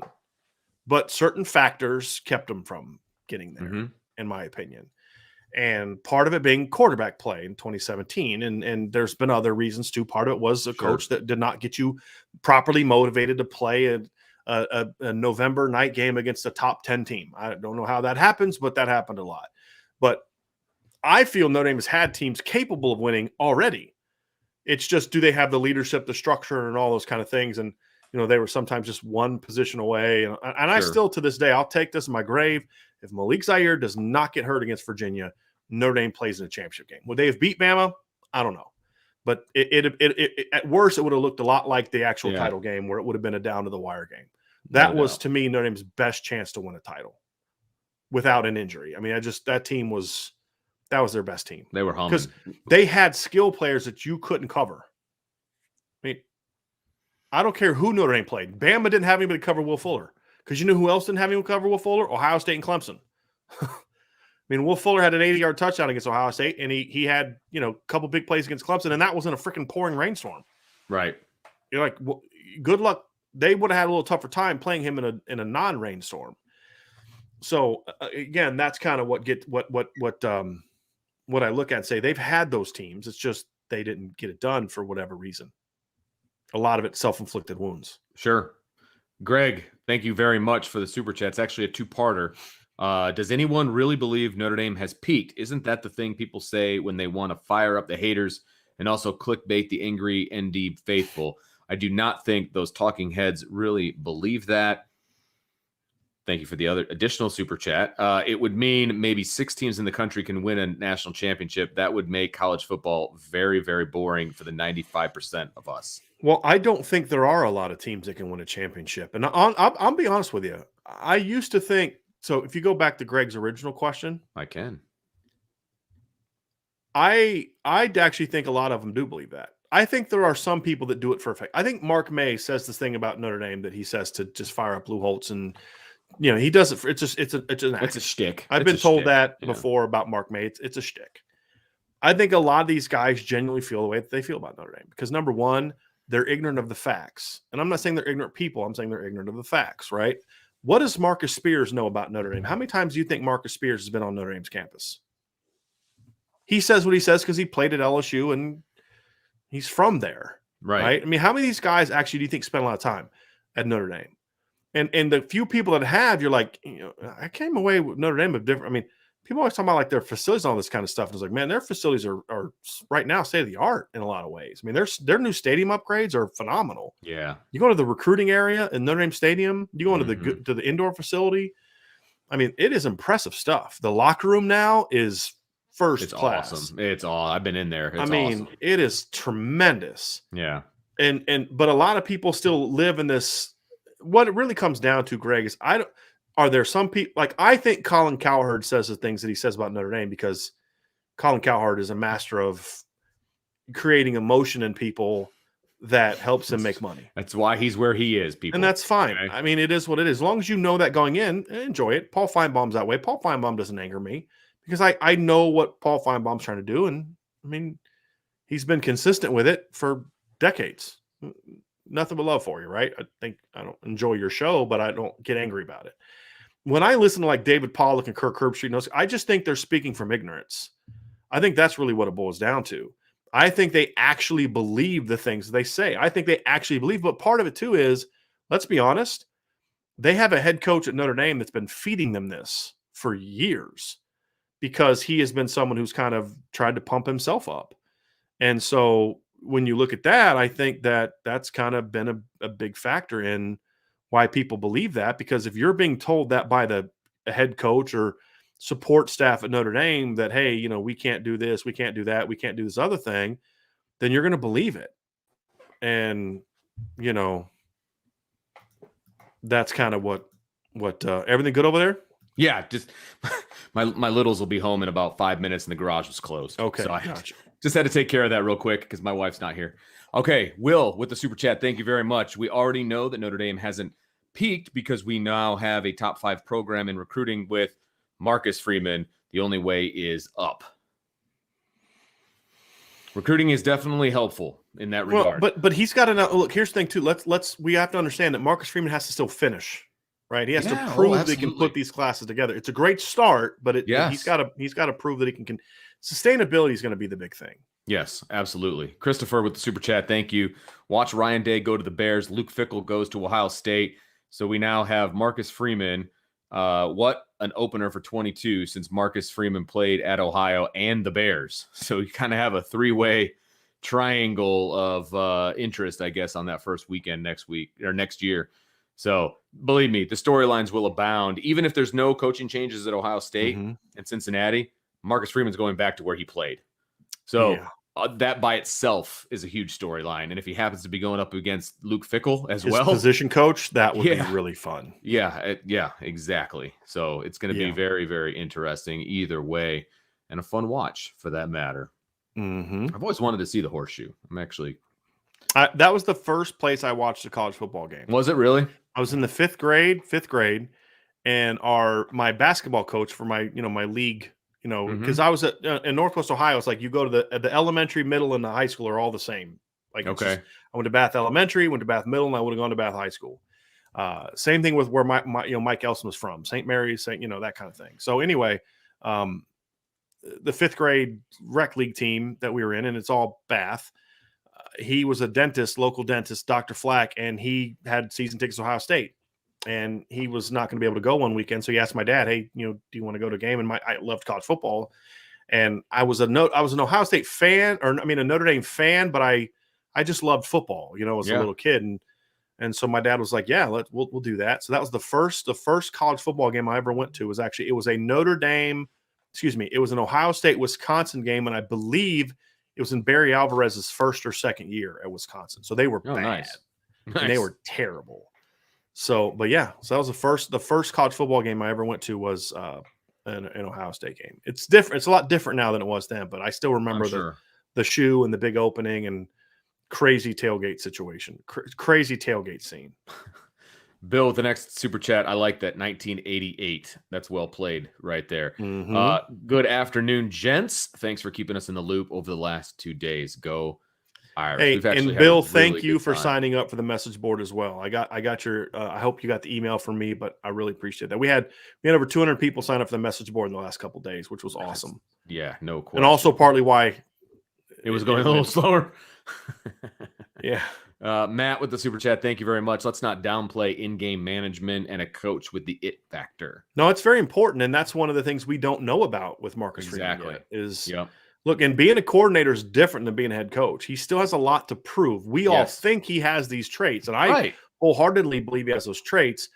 But every coach makes mistakes in his first year, and Coach Freeman will make some himself. But yes, I do believe, Matt, that he has the it factor. But we need to see how he handles in-game stuff. But that's why it's so important to hire a staff that you trust. Yes. Because with a staff that you trust, like with a good staff that's not afraid to tell you what's truth, you never go for 2 against Northwestern in 2014. That only happens because you either have a head coach that doesn't listen to a staff, or a staff too afraid to tell the head coach, "What the freaking heck are you doing?" Right? Like you realize going for 2 right here. If we don't get it, it's now a 2-score game, right? There's no difference between 12 and 13, because that's what happened. Remember, they were up 11. Going for 2 would have made it 13. There's no card that should tell you go for 2 when you're up 11, because 2 touchdowns beat you either way, right? And so you've now said it's still a 2, and that's exactly what happened. Northwestern got a touchdown and a 2-point conversion and a field goal, tied it up, went to overtime, beat Notre Dame. You just kick the freaking extra point, and it's ball game. And that doesn't happen. Right? But you need a coach. You need a coach that listens to a staff, which means you hire competent people, and you need a staff that's not afraid to tell the coach, "Hey, man," like I've told you stories about me. I had a coach threaten to fire me, stick a fork in my eye, same guy. But it was a thing where he would say these ridiculous things, but he would always do what I told him to do. He was a Pittsburgh guy. I mean, that's just how he talked. You know what I mean? But someone who was a little bit like, "Oh my gosh, coach just threatened to fire me." I'm like, "Okay, coach, whatever." And I'm like, "Freaking run the play, dude." Like, but that's the conversation you need to have. Right. Exactly. And that's what good coaches do. And that's going to be the biggest key. Marcus Freeman's success ultimately is going to come down to his ability to put together a great staff, and then make sure that everybody knows what their role is, and then to trust them to do that job. And sometimes that means Mike Elson being able to come up to me and saying, "Coach, that's not what we need to do," and him trusting that doesn't, or Mike Mickens or Tommy Reese or whoever. That's the key. No doubt. That's the key. Joseph with the next super chat. Brian, is there any truth to the notion that Kelly and Marcus Freeman did not mesh? I have not heard that, because what I was told is Coach Kelly just let Coach Freeman do what he wanted to do. So I have not heard that. I'm not saying that's a false rumor. I'm just saying I've never heard that. I mean, because he did offer Marcus the D coordinator job. That's true. And Marcus did consider it. And now I don't think Marcus was going to do that ultimately. Now, he did tell one person that I'm either going to be the head coach here or the D coordinator at Louisiana State. But I think that was kind of a little bit of, just a phrase. But no, I've never heard that. I'm not saying it's not true. I've never heard that.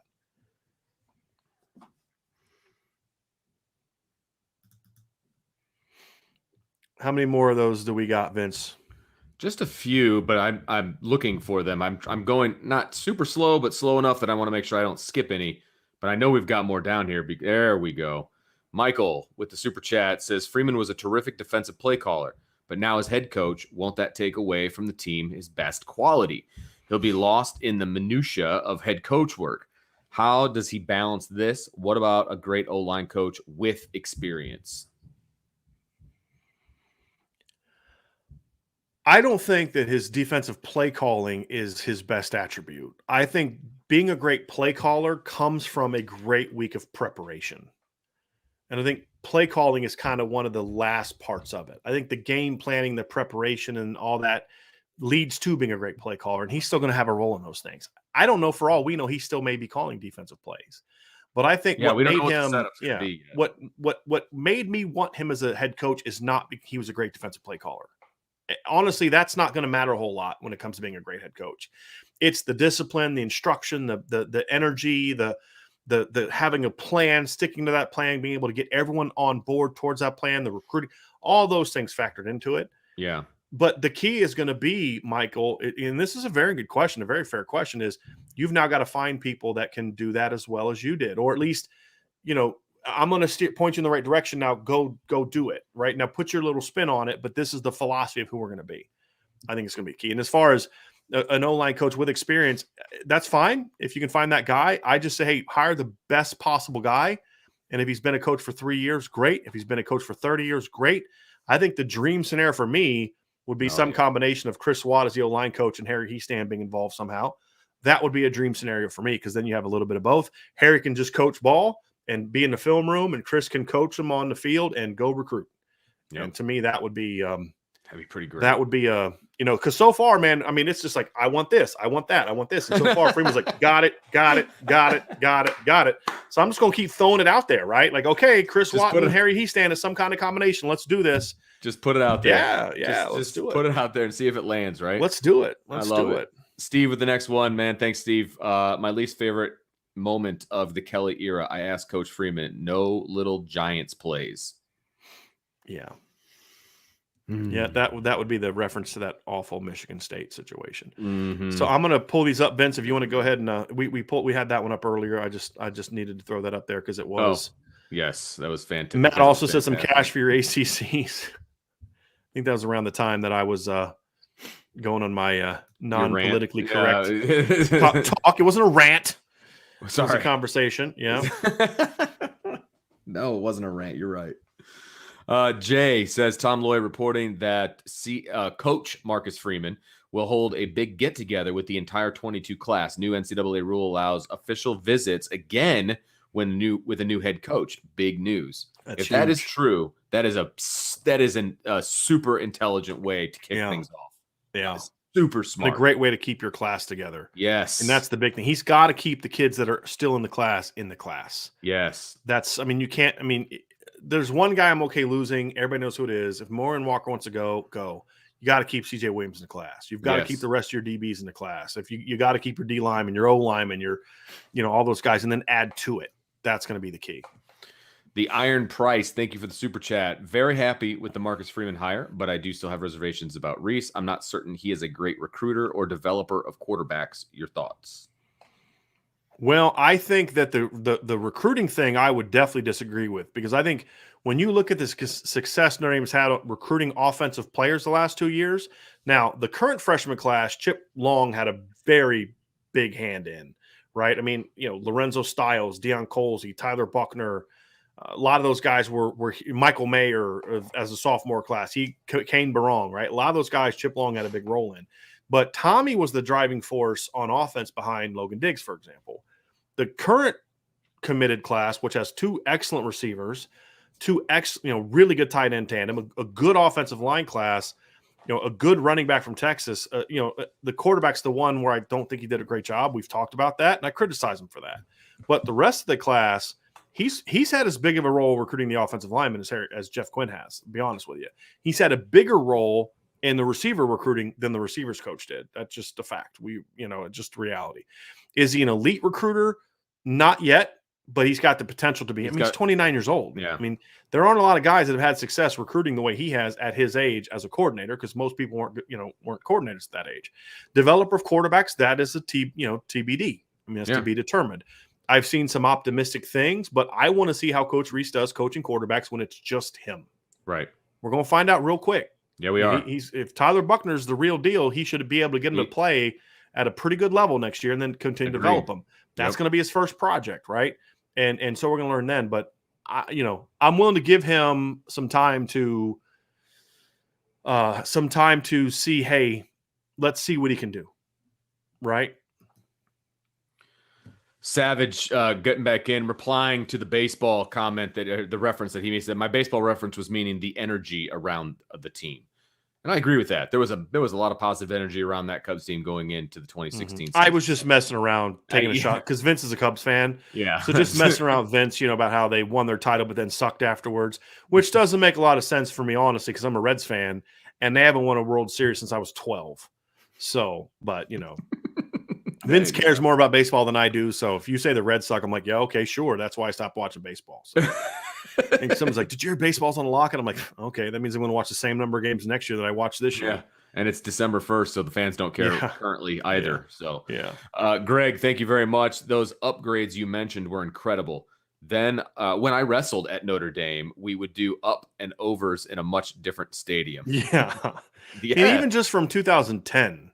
Yes. Just from then. It looks like a completely different place. It does. It just does. And the amenities within those places, like the parts that they added, are unbelievable. Irish Media, I've been in their studios and like their offices. It's unbelievable. It's hard to believe you're in a football stadium, Michael with the super chat. Thank you, Michael. I'm just enjoying the fact that no one can say Notre Dame is not relevant anymore. I also love that our schedule is a lot more national than teams in a conference. Yeah. Go Irish. There was a couple guys in there. Notre Dame has to join a conference. I'll never understand the need for the push from Notre Dame fans to join a conference. It's like you're wanting them to eliminate all the things that make them unique, that make Notre Dame Notre Dame.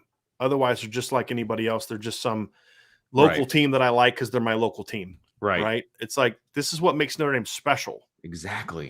And look, I'll say it again. This helps recruiting.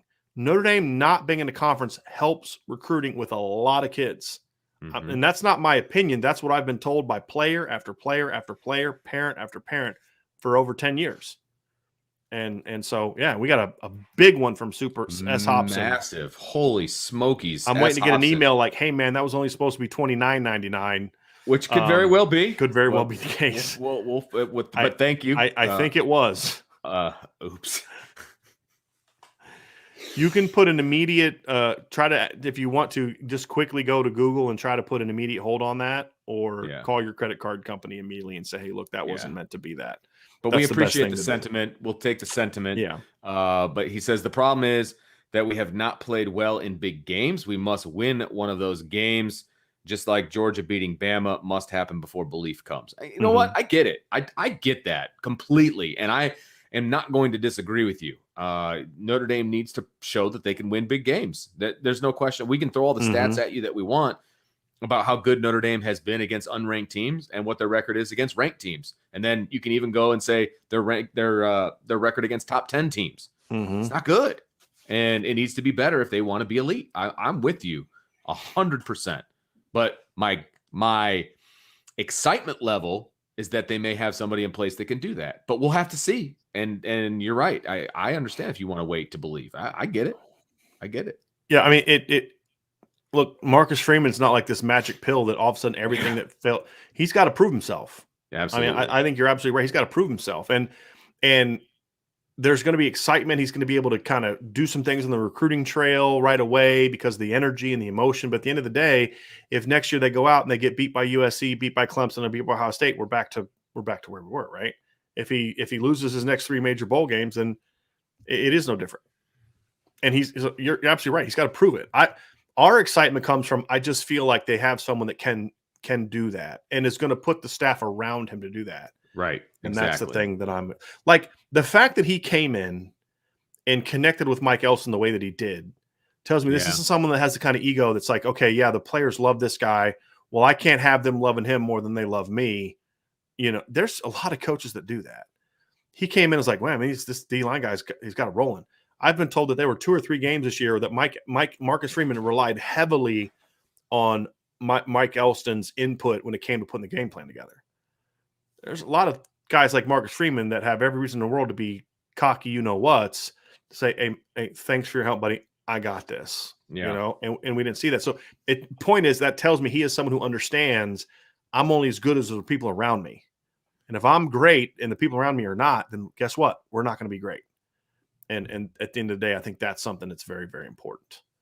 I want to address something real quick. And S Hobson, thank you for the super chat. If that was a mistake, we've had that happen before.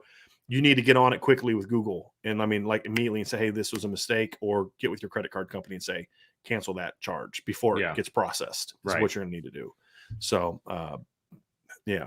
And if it here's the deal too. If you can't get it fixed, or if you don't want to try to get it fixed, shoot me an email because I got a couple of things we can work out for you. So Brian at irishbreakdown.com is where you can reach me. Brian with a Y. Brian BRY. Yeah, I mean can you take his thing down, Vince? I can. Yeah, boom, there it is. Right there. Okay. Brian that and then put it at driscollpublishing.com or Brian at Irish Breakdown. So I mean I literally basically have almost all my email address like somewhere. You just need the at sign someplace. Here. Yes. What I want to pull this up real quick. I wanted to pull that up too. Okay, cool. Notre Dame won't join a conference because we make more money independent, but I do think we should schedule an extra game. Okay, I'll say this again. They cannot, by NCAA rule, schedule a 13th game every season. They could do it like once every 4 years or something like that. There's some rule that if you play Hawaii, you can schedule an extra game. If you play at Hawaii, you can schedule an extra game during your season, right? But the reality is who is going to schedule other than an independent team? Which let me pull up the list of independents real quick because other than BYU, who's going to soon be joining the Big 12, right? Isn't BYU one of the teams that's leaving for the Big 12? There's like 5 of them. But so your list of schools is, and let me pull that up: Army, Liberty, New Mexico State, UMass, and UConn. Guess what? Playing and being in those teams moves the needle exactly 0 spots for Notre Dame. That conversation is akin to playing an FCS team. Right. And the other part is no conference team is going to schedule you during championship week. Right. So even if the NCAA said you can schedule a 13th game, you're going to have to do one of two things. You're going to have to randomly schedule a team a week in advance, or try to find some team that's been eliminated from conference championship contention. Isn't going to do anything for you. Isn't going to move the needle. Right. And or to schedule BYU. Well, that's only good for 2 more years. But again, legally, you cannot do that. Otherwise, it's schedule Army, schedule Liberty, schedule New Mexico State, schedule UMass, or schedule UConn. What do those do for you during that week? Now, you could give yourself, and here's the other thing Notre Dame could do is, the one thing they could do is they could alter their schedule to give themselves an extra bye and play their 12th game during conference championship week. Now, that is something Notre Dame could consider. Yeah. Is we're going to give ourselves an extra bye and we're going to schedule. But you're going to have to find a team that's willing to schedule. You have to do an independent. Week. Yeah. You have to do an independent team. And none of those move the needle for you. Doesn't move the needle. So what's the point? So you go out and pound Liberty while, what does that do? Alabama plays Georgia. Then you run the risk of, well, what if that team plays you tough that game? Yeah. Bama lost a heartbreaker to Georgia while Notre Dame had to beat Army on a game-winning field at the end of the game, right? Right. Because that happens sometimes. So, I don't see I don't see the merit in doing that. I don't see the merit in doing that. I think Patrick's next. I don't know if here we go. Patrick, thanks for the super chat. A good coach understands that he is there for the players, not the other way around. If Marcus Freeman keeps players first, he will be a superstar.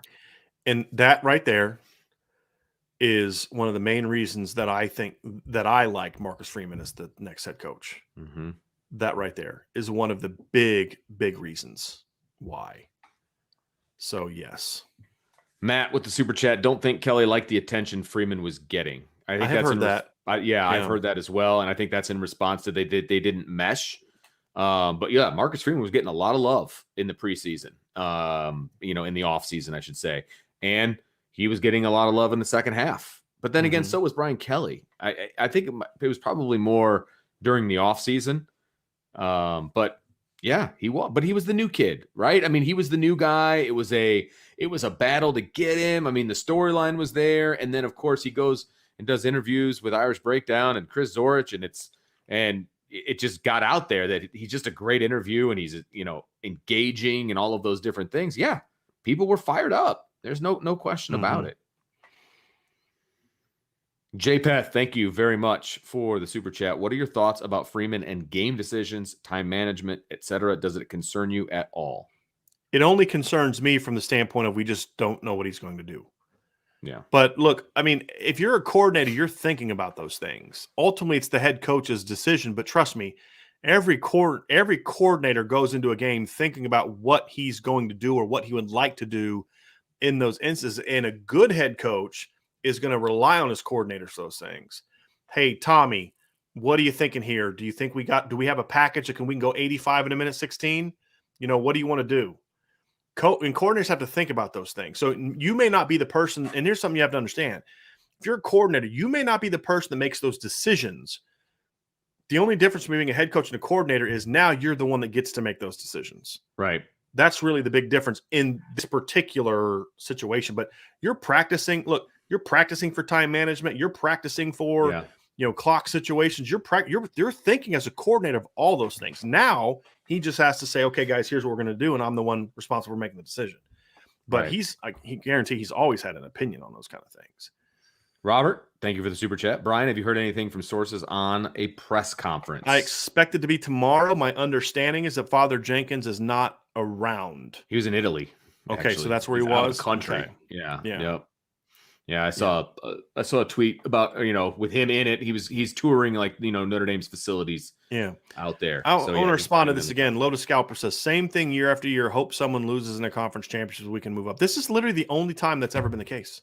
Yeah, exactly. Like this, literally the only ever time Notre Dame has either been out or in every single time. There's never been a case where Notre Dame has had to worry about someone winning or losing because Notre Dame has been in 18. They were in. The only question was where are they going to be seated? Yeah. In 2020, they played in a championship game, lost, and still got in. 17, they were already out. 15, they were already out because they lost twice. This has literally never happened before for Notre Dame. So I don't really know where you're coming from on that. It doesn't make a whole lot of sense. Get down here a couple more. Okay, here we go. Charlie Moore, thank you very much for the super CHF. I'm not sure where that's from, but I don't care. Charlie, thank you for the super chat. Today is a very, very good day to be a Notre Dame supporter. Yes. Yeah. Absolutely agree with you. Thank you very much for that. Will, jumping back in, let's play week 0 instead, i.e. Illinois, Nebraska. I mean, playing week 0 or playing week 14 or whatever it is for championship week, I don't think it makes much of a difference either way. They're going to play week 0 in 2 years when they go to Ireland. They're still going to have their 12 games done before championship weekend. Yeah, exactly. And I think that was the point that everybody was making. Right? And I think getting into this conversation of moving games around, all it does is play into their hands. Right. It's like I've learned something that when somebody accuses you of something, like a negative thing, they accuse you of being racist or whatever the case may be, if you know that's a bad argument, just say you're an idiot and I'm not even going to engage you in this conversation.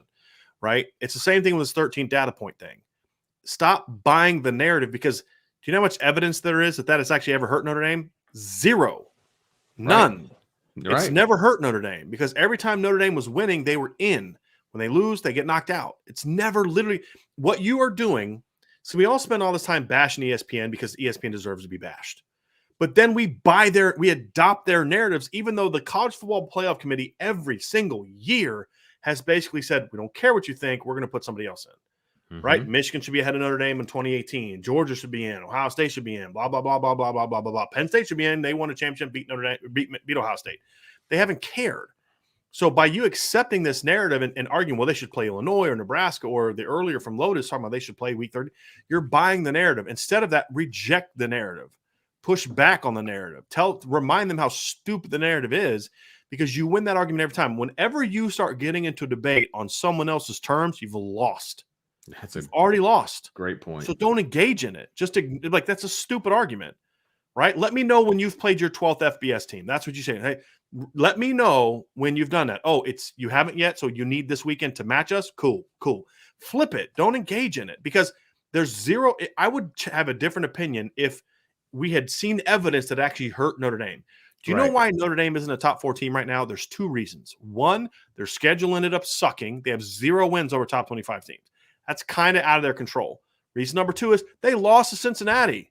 At Don't home. lose to Cincinnati at home when we're not having this conversation. Exactly. You're not in the top 4 as Notre Dame because you didn't handle your business, right? And because you've got some ugly wins. Hey, if you'd have blown Florida State and Toledo out like you should have, and Virginia Tech like you should have, or at least 2 of them, because you're always going to have that close game. Everybody has them. Bama's got some. Michigan's got some, right? But you handle your business in those games, maybe you've got a better statement to make. Yeah, we haven't played a lot of good teams, but our margin for victory and our game control is sky high because we're just dominating teams, right? You've got a different argument. They're not in it because they didn't handle, not because they don't have a 13th data point or they're not playing this weekend, because there's literally no game they could schedule this weekend. None that would move the needle. If Oklahoma State beats number 9 Baylor and Notre Dame beats number 14 BYU, that doesn't change anything. They still have more top 15 wins. They beat a better team than you would have beat playing BYU. Adding Illinois and Nebraska and giving Notre Dame a 13th game over Illinois and Nebraska, 2 teams with a losing record, does nothing for Notre Dame. And they're not allowed to do it. So stop accepting the false narrative and just push back on it, point out how stupid it is, or just retweet me when I do it. That's great. Matt, thanks for the super chat. Could we schedule a 13th game? Well, that's where it should stop. No, you can't. They can only do like one. I'd have to look up the rule, but it's like once every 4 years, but it includes you having to go out to Hawaii to play a game. Because basically what the reason behind it is, it's try to attract teams to go to Hawaii and play. Because that's not an easy thing to do. Right. Because it's a long trip. And then you got to come back and play the next week. It's in a completely different time zone, even from the West Coast. Mm-hmm. What are they, like 5 hours or 6 or something like that behind? It's like huge. That. I think it's 6, so 5, it gives you a chance to maybe have an extra bye week or that kind of thing. It's and to just try to entice people to go play Hawaii. But you can only do it once every I think it's something like once every 4 years or something like that. Something like that. So no, they could not do it very often. They couldn't do it every year. And if you add the 13th game, it can only be Hawaii. That's the only option you have. Right. So no, they cannot. Correct. Yep, there it is. Brian, thank you for the super chat. Hoping Coach Freeman watches Irish Breakdown. Love you guys. Keep up the hard work. Well, he's already done one thing that the last head coach didn't do. He was on Irish Breakdown. Well, the last head coach was never asked to come on Irish Breakdown. I know, but I never asked him. Okay. Well, I figured you would have just. I can't. But, no, I already knew what. I mean, I knew. You knew what the answer was going to be. That's what I'm saying. But I didn't ask. So I can't criticize him for not doing something I never asked him to do. So, but I don't think he needs to watch. The reason the last coach needed to watch Irish Breakdown is because what he was doing was incorrect and what we wanted to do was correct. I think Coach Freeman's got this one. So, but I appreciate that, Brian. Justin with the super chat, this conference stuff, just like politics, turn off the news, turn off ESPN, fake sports programming. Yes, network. Justin, thank you. Nailed it. That might be never mind. I think one just came in. Throw that up. JPET, do you ever see Notre Dame doing that like they do with Navy in Ireland? It seems like it might be something the players would like. When are they going? They're going. Was it 2023? They're going back to Ireland. They just scheduled another game in Ireland. Is it 2023? Yes. Yeah. Well, he's saying go to Hawaii, like they do with Navy, right? And adding a 13th game. Oh, I gotcha. I think that's what he's getting at. They wouldn't be able to sit and hang around though. Like it's not, you don't go and then stay for 3 days and enjoy the island. Unless they did it like it was the first game of the year. That would be the thing. You leave early and that. Yeah, make it that week 0 game like people talked about, like they're doing with Ireland and Navy, and then you kind of go out and you just practice out there a few days and and then have a bye week the next week. Preseason bowl game essentially. I would like to see them then have a bye week the next week because it's that recovery time that can be and that's what they're doing with the Navy game. They have a bye week directly after. Right. They didn't last time. Remember in 2012, they didn't have a bye week afterwards, and they almost lost to Purdue the next week. That's right. With good absolutely. Charlie Moore, what do you worry about most with regards to a youthful coach that we now have? That's a really great question because we actually are going to do a show on that sooner than later. The staff, yeah. About the young staff. He's more referring to Coach Freeman. I know. But I was trying to segue into, what we might be doing in the future. So I think it's just the lack of experience. The the ability to bring the whole group together as opposed to just the defense, I think is a legitimate concern. Basically, when you ever have a young coach like this, youthful, I only care about from an experience standpoint. It's anything about the job that is not what he's done before. Ultimately, there's this big unknown. We don't know how he's going to handle those situations. That's really the only thing I worry about. And it's more of a it's not even a worry. It's just okay, let's see how he does. Right. Vince, what do you think? What's your answer? No, I am not worried about it. I have a lot of respect for young coaches. And he's not your typical young coach. Like, he's been out there grinding for a while. And he's also, to me, not a young coach off the field.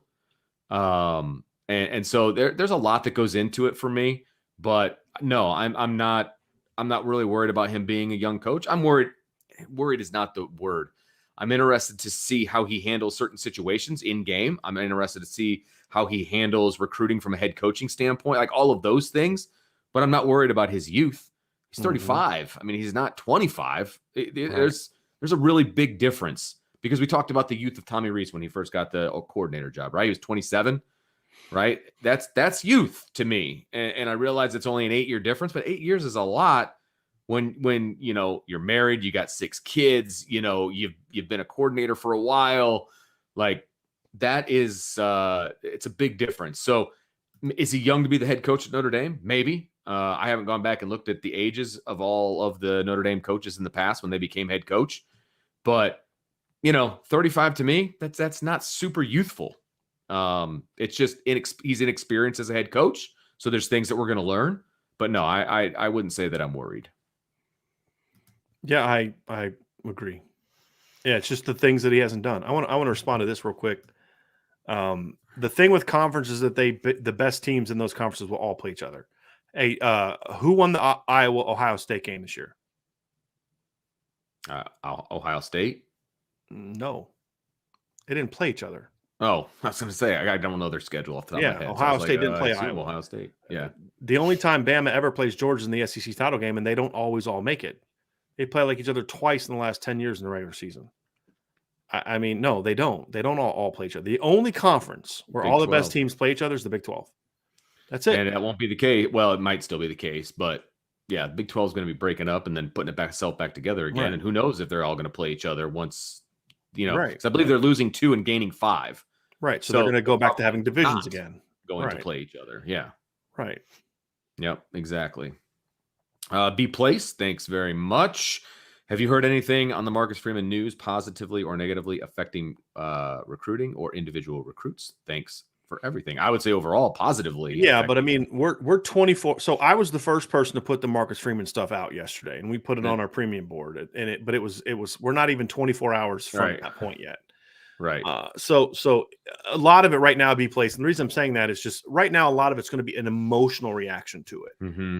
Emotional reactions don't cause kids to commit to a school. It's going to be about the emotional reaction is going to open you to the conversation further. Now it becomes about normal recruiting. Can you close? Can you get them on campus? All that kind of stuff.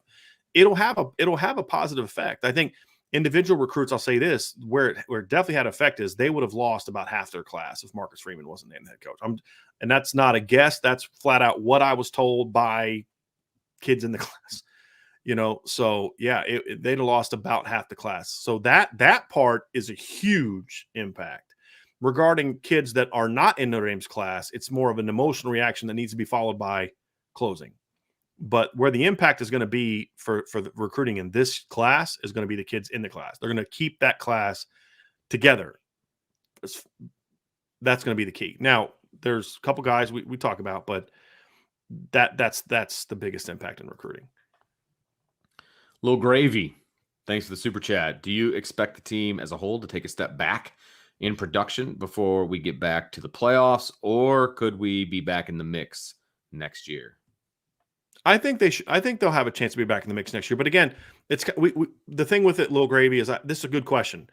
But until I know, is Kyron Williams coming back? Is Isaiah Foskey coming back? Is Jason Adamiola coming back? I mean, Is Kevin Austin coming back? Is Braden Lindsey coming back? Until I know the answers to those questions, I really can't say. I've got to find out, Ohio State, who's coming back from. Is Zach Harrison coming back at Ohio State? I mean, there's guys that have to make decisions there. Same with Clemson. Same with USC.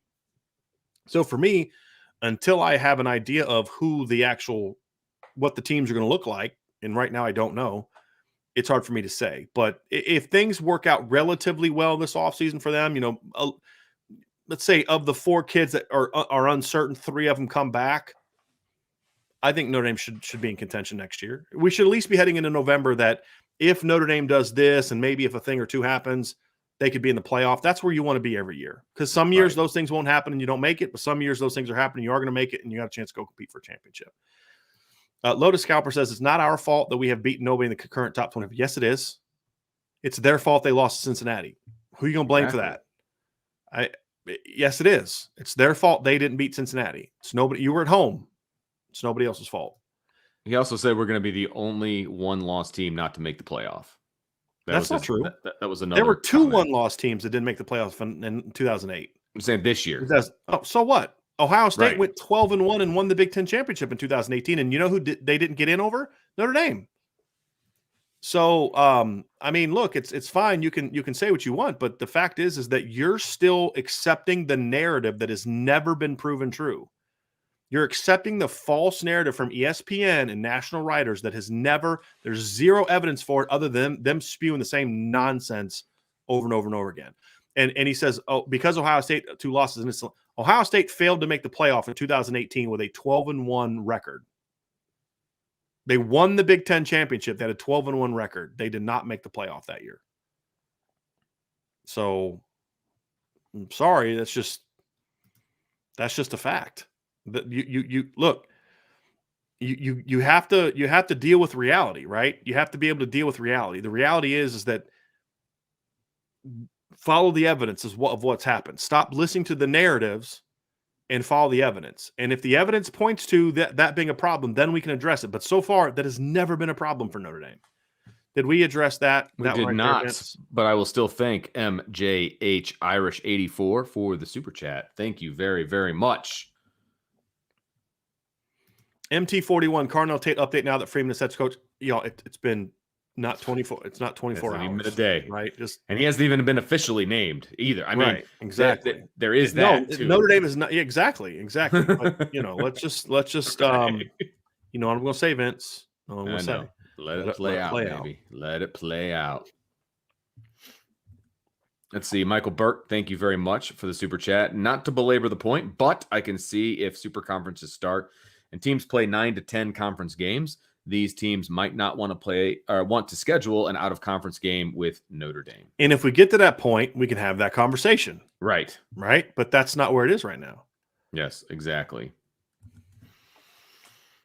Okay, and I think we got a couple more here we'll get to, and then we're got to get out of here. Yeah, this Nolan has been a Sanchez. 2-hour show. This has gone by really fast. I know, right? I'm not worried about Freeman getting the guys ready to play with Kelly. I'm more worried about when he goes for it on fourth, timeouts, game management, etc. Those are legitimate concerns, Nolan. No Very question. Legitimate concerns.